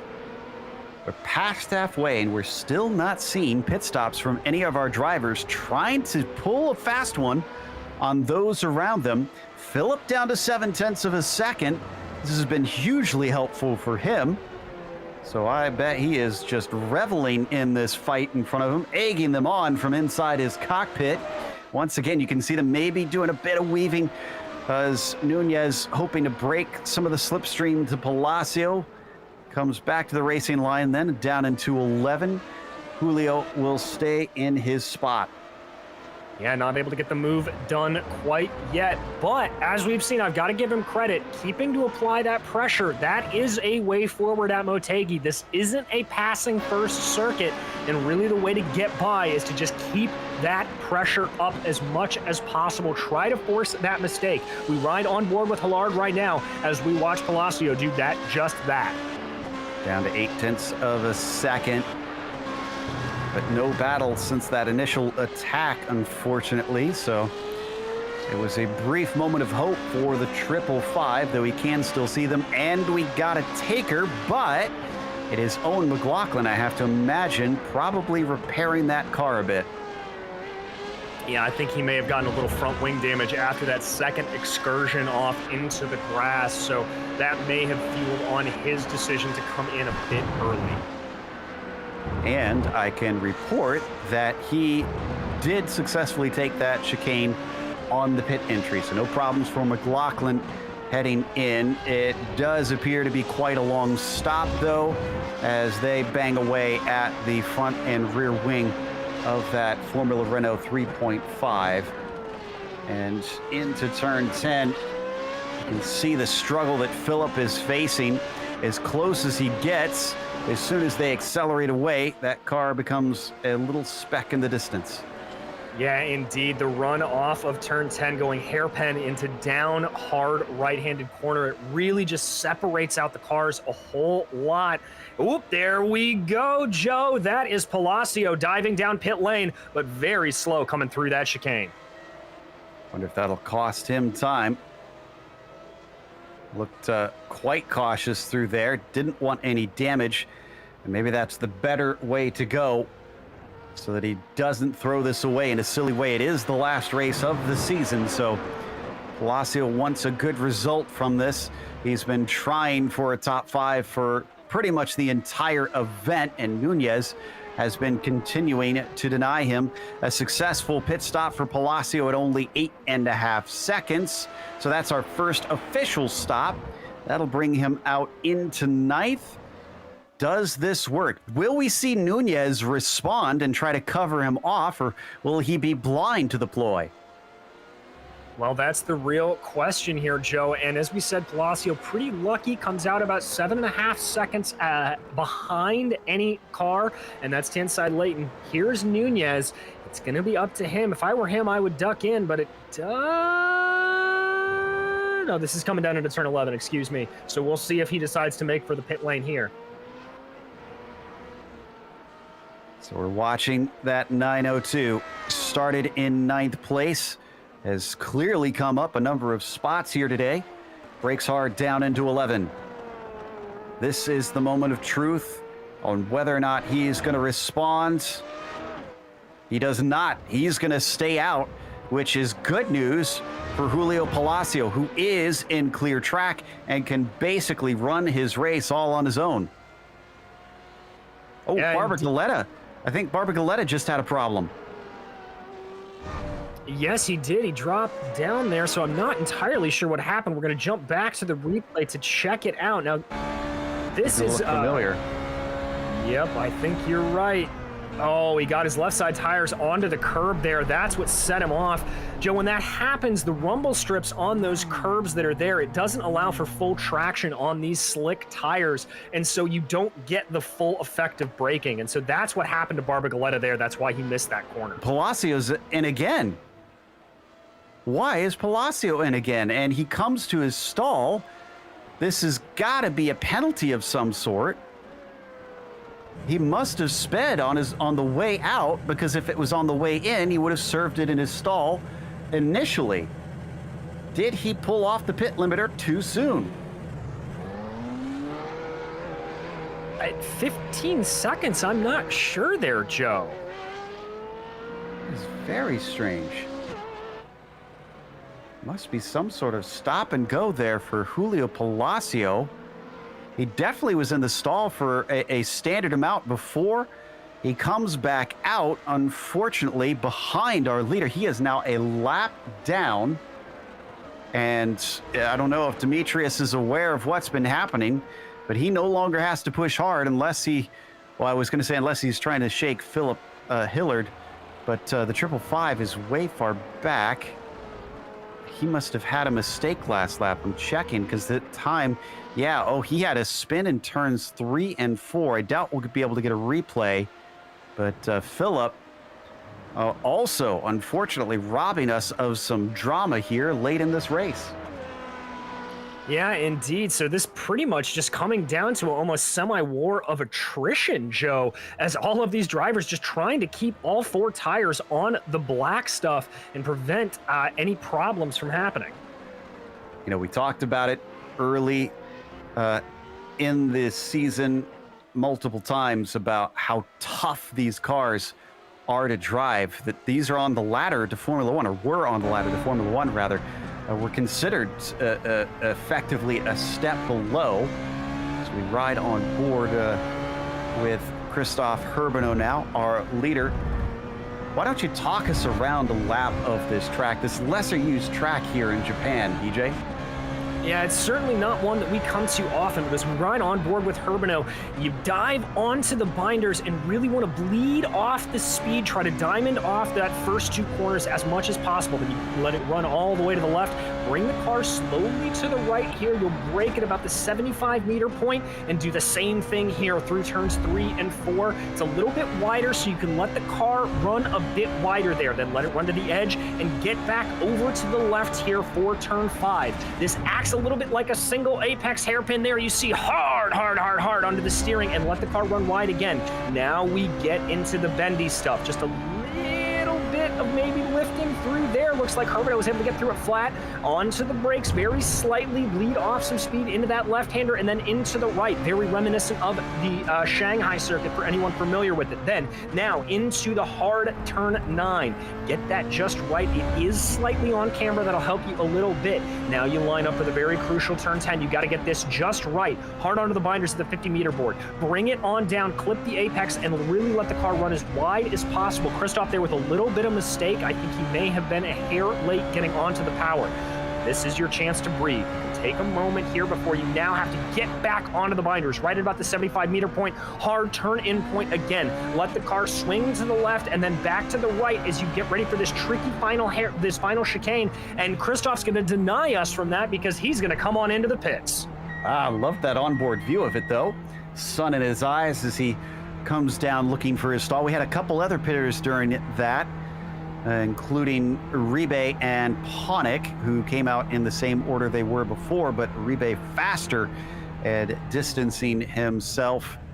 We get Sepulveda in. He is so far back from them. In second, yes, this might be the end of the pit window as Herbeno is back out just as Sepulveda enters. Looks like Nunez in too. Oh, Nunez has hit the wall. Nunez is our first victim of that entry chicane. Oh, no. Oh, let's take a look back at this, Joe. We talked about it coming in. Oh, it just blows right through it. Absolutely misses that braking point coming on in. We're going to ride on board here. You can see tries to get on the binders, and those front tires just lock nowhere for him to go, but straight into the wall. And I'm guessing he couldn't try and dodge to the left there because he probably would have ran out of fuel if he went around another lap, since we're seeing pretty much everybody pitting now. So Nunez back out with his problems. How much time did he lose? Enough that Barbagaleta is now into the top 5 after starting dead last on the field.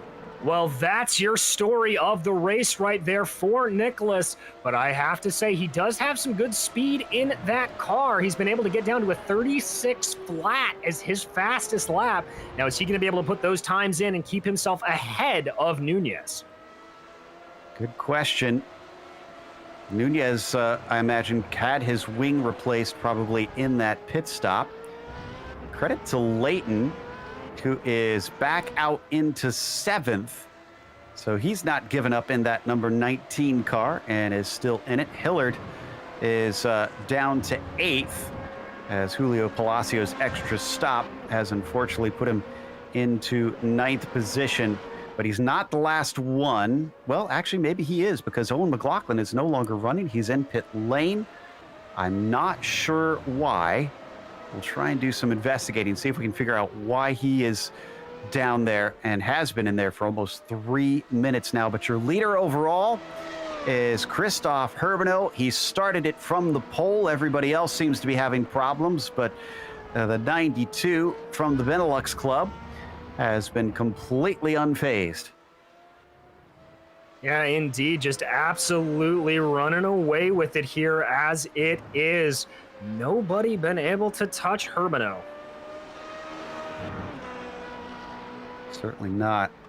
So, like I said, this is going to help him in the championship, but I'm not sure that he'll gain enough points even to get second place away, since he's 14 points behind Leighton. But the 5-point difference between Leighton and Ponick is much too much for Leighton to overcome at this point.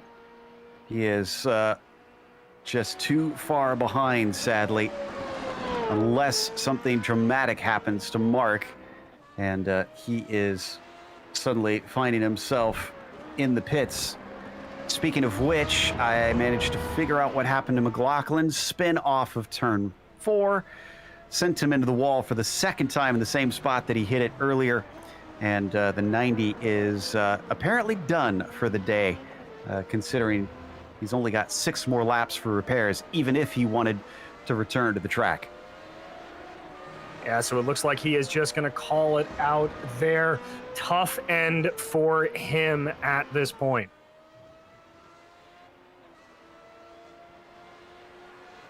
What an amazing race it's been for Christoph Herbeno. What a way to finish off the season as well, with nobody being able to repeat victories. And it'll come down to the last round for Christoph to be the first one to take multiple victories in this season for the Formula Renault 3.5 Pro Series of the Precision Racing League. Going to be down to 5 laps to go here pretty soon for this car, with a huge gap of a 24-second lead over Uribe. That is a huge chunk of this lap.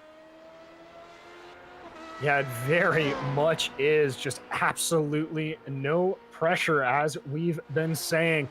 Mark Ponick, we talked a little bit about him trying to get close to Uribe, but just not able to do it at all, unfortunately. Everybody really spreading out here a lot. It's a bit of a shame for Herbeno that it took till now for him to really get things together. As we look at Uribe back there in second. He's also 4th in the championship. 2 top 5s. This is obviously going to be his 3rd here for Pablo this season if he finishes as is. But Herbeno with his 4 poles, but only 2 wins, and going to finish what looks like 3rd in the championship. His qualifying's great. He just needs to get the race under control. Yeah, indeed. That looks like it needs to be a little bit what he could focus on maybe going forward for next season. Obviously not knowing what the Pro Series will look like the next time the PRL takes the track, with this being the final race of the Formula Renault 3.5s. To Herbeno's credit, though, if it weren't for a penalty that he copped earlier, he actually would be tied for second with Leighton. And that would have made this very close between himself and Ponick there in third. He could have came down to bonus points if it weren't for Christoph being a naughty boy at one point during this season. I think we're getting ready to come down to 4 laps to go now. Yeah, we are indeed. Herbeno coming through turn 11 as we continue to watch the 23 of Uribe. Everybody just trying to focus here. You don't want to let too much get away from you, even in these closing stages. We might actually have a battle on our hands. Nunez is still struggling with what could be damage on the car. Now, Tiansai Leighton also might have damage, but it seems to be less because he's now caught up to the back of that 902. As we watch them come around turn 9, Leighton's been chipping away at this. And yeah, he's been consistently faster as I look at the lap time. So the 19 car has got a good chance in these late stages to redeem himself, even though he won't be able to try and fight for the championship lead. Yeah, I will indeed. If he can get this pass done here, he'll have to feel good about himself. But again, going down to that heavy braking of turn 11, just not able to get it done, running a little bit wider there, courtesy of the dirty air. You can see Nuance trying to be a little bit defensive, just trying to run that car wherever he can. Leighton now coming up behind. Does he have the speed on the straightaways to try to take this away from the 902? Fail where Julio Palacio could not. Thought about it there going into turn 1. Ooh, we got so close to the back of Nunez. That checks him up, actually. Not going to have the greatest of exits, coming down to 3 now. So seems like Leighton is going to have to re-rack and try again. And I'm just noticing they are coming up to Barbagaleta as well. So this could become a 3-car fight. And it was about 2 seconds off his regular time there for Nicholas in that 94. He must have had a small mistake that last lap. Yeah, I think you're right, Joe. It's one saving grace is that gap is about 1.3 seconds, so it'll be a little bit closer for Nunez, a little bit too far away, rather, for Nunez to be able to really take full advantage of the draft to really pull him in close. I'd say it's not impossible.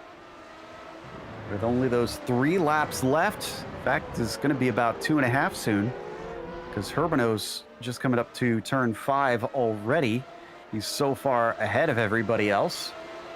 Down through the support pits and into turn 11 once again for our drivers. The sun continues to set. It's getting close to 6 p.m. virtual standard time here in Japan. Much farther up in the northern hemisphere, so don't have the same short days that we did down in Australia at this time of year. And things getting very close now.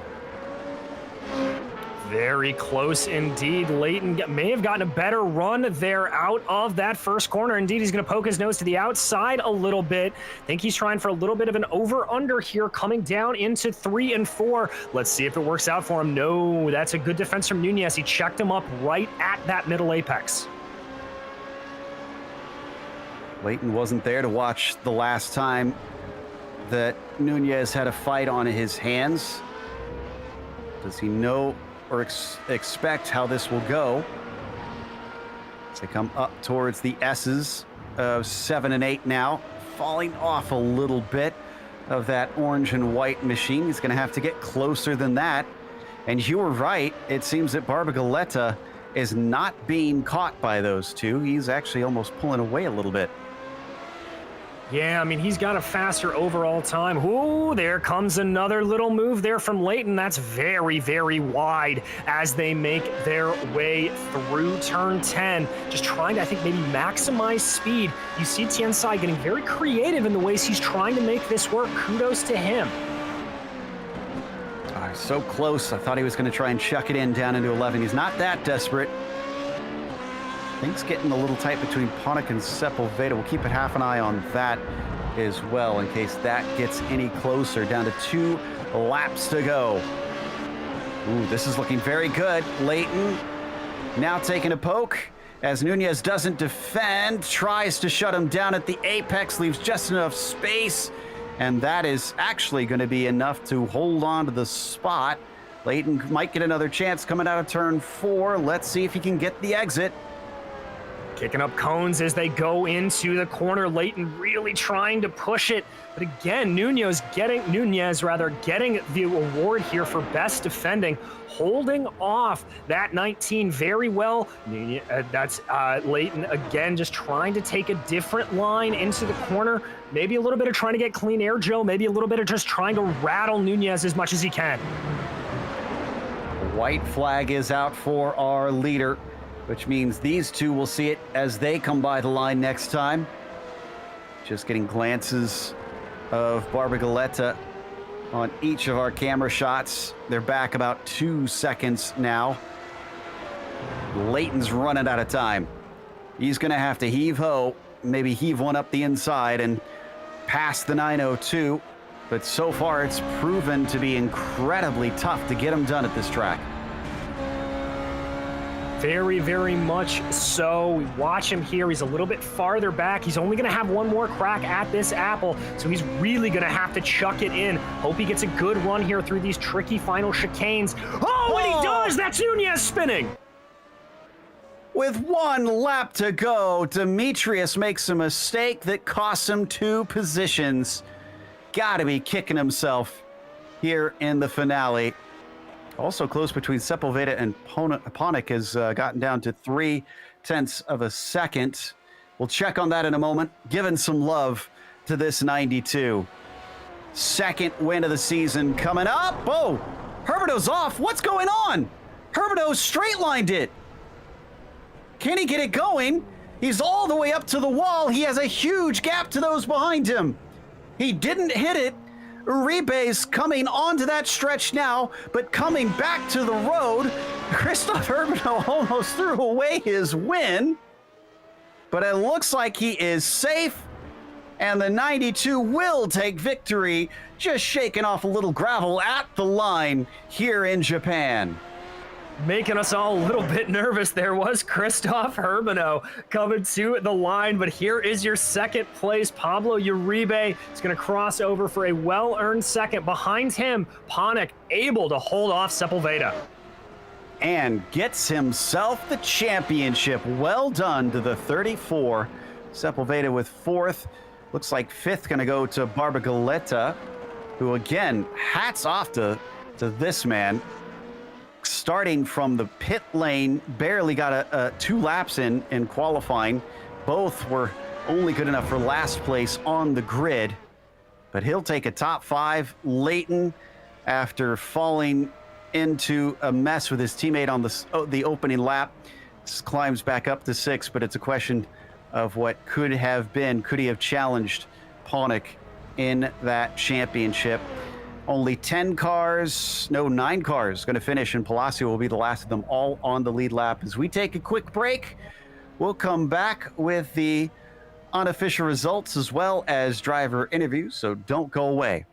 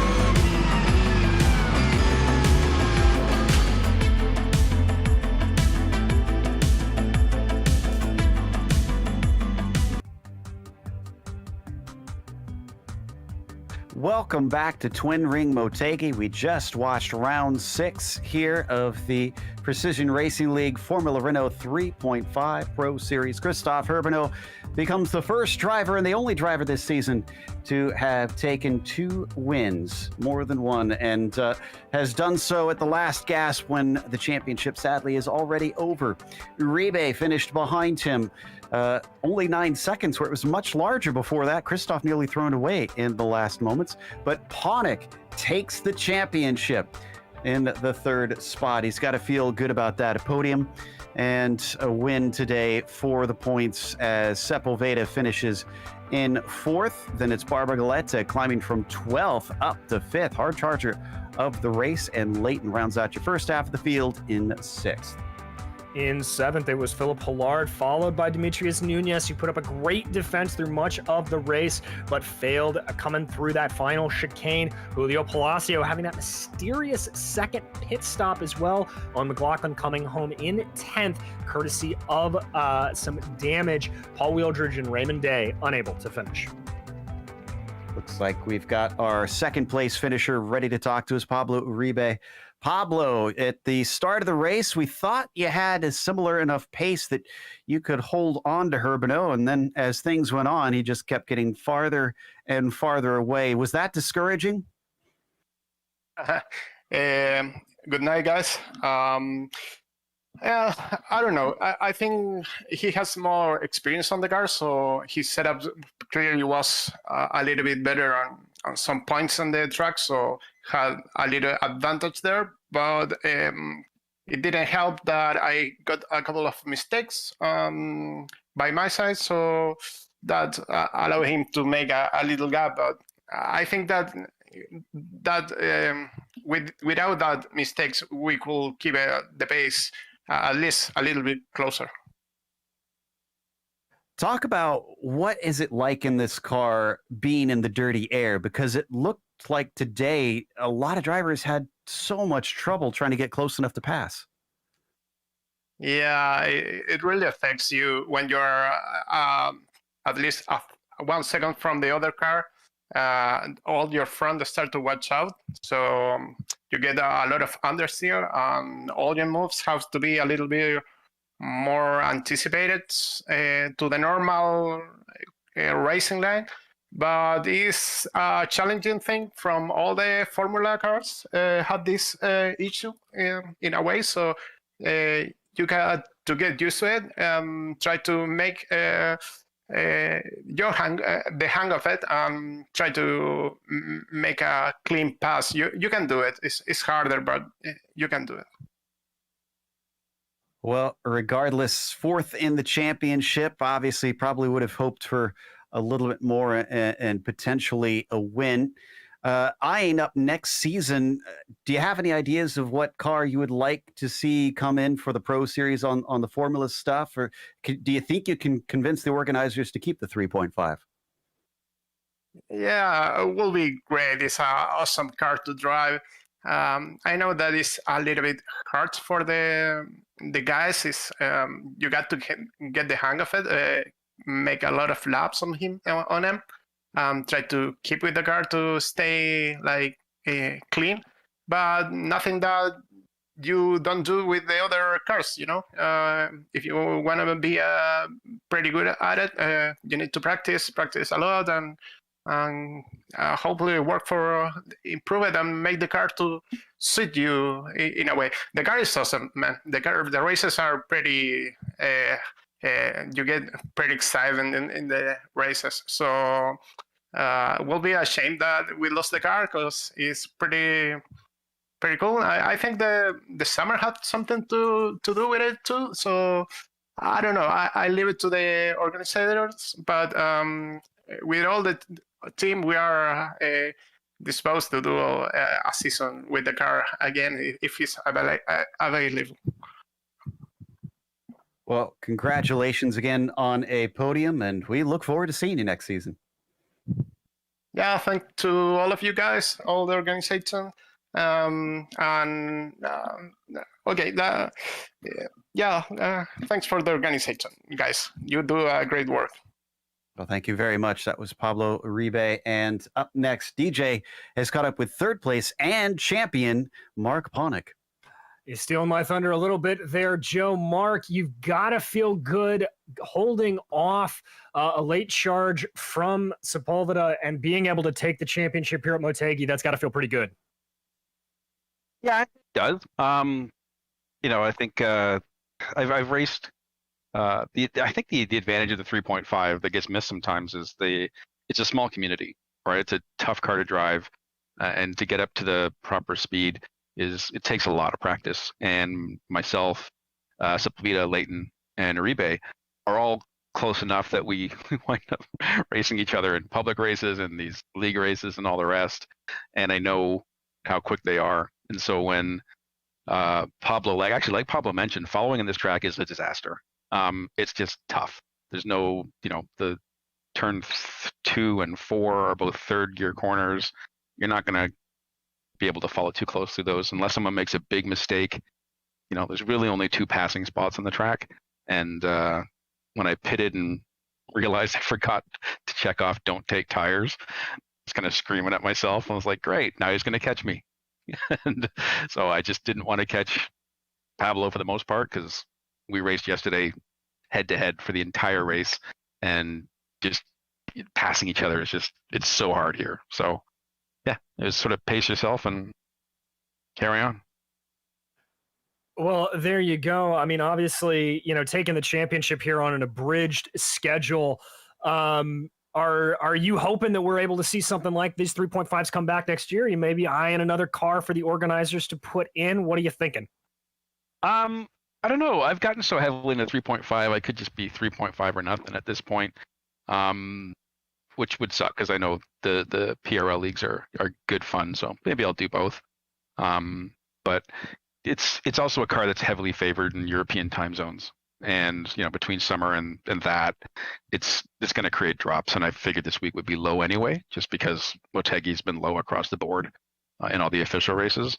And to be honest with you, I don't like how it finished. All I saw was Leighton spin off in turn 1, and I think he got hit. And that, I genuinely wanted to race it out. I knew that if he was ahead of me, I had to be either 1 spot behind, I had to be 3rd if he won, and 5th if he came 2nd, and so on. So I was genuinely trying to make sure I could pull that off. We're not Hamilton and Verstappen. It's here for fun. So it was kind of disappointing that it went down that way, to be honest with you. So hopefully we'll get another shot. Well, we hope to see you back, Mark. We've loved watching you guys race. Anybody you'd like to thank for tonight's 2nd place and for a championship? Just to all the guys that set this up and all the guys you race, every week. It's been a lot of fun, regardless of it drying up a little bit towards the end.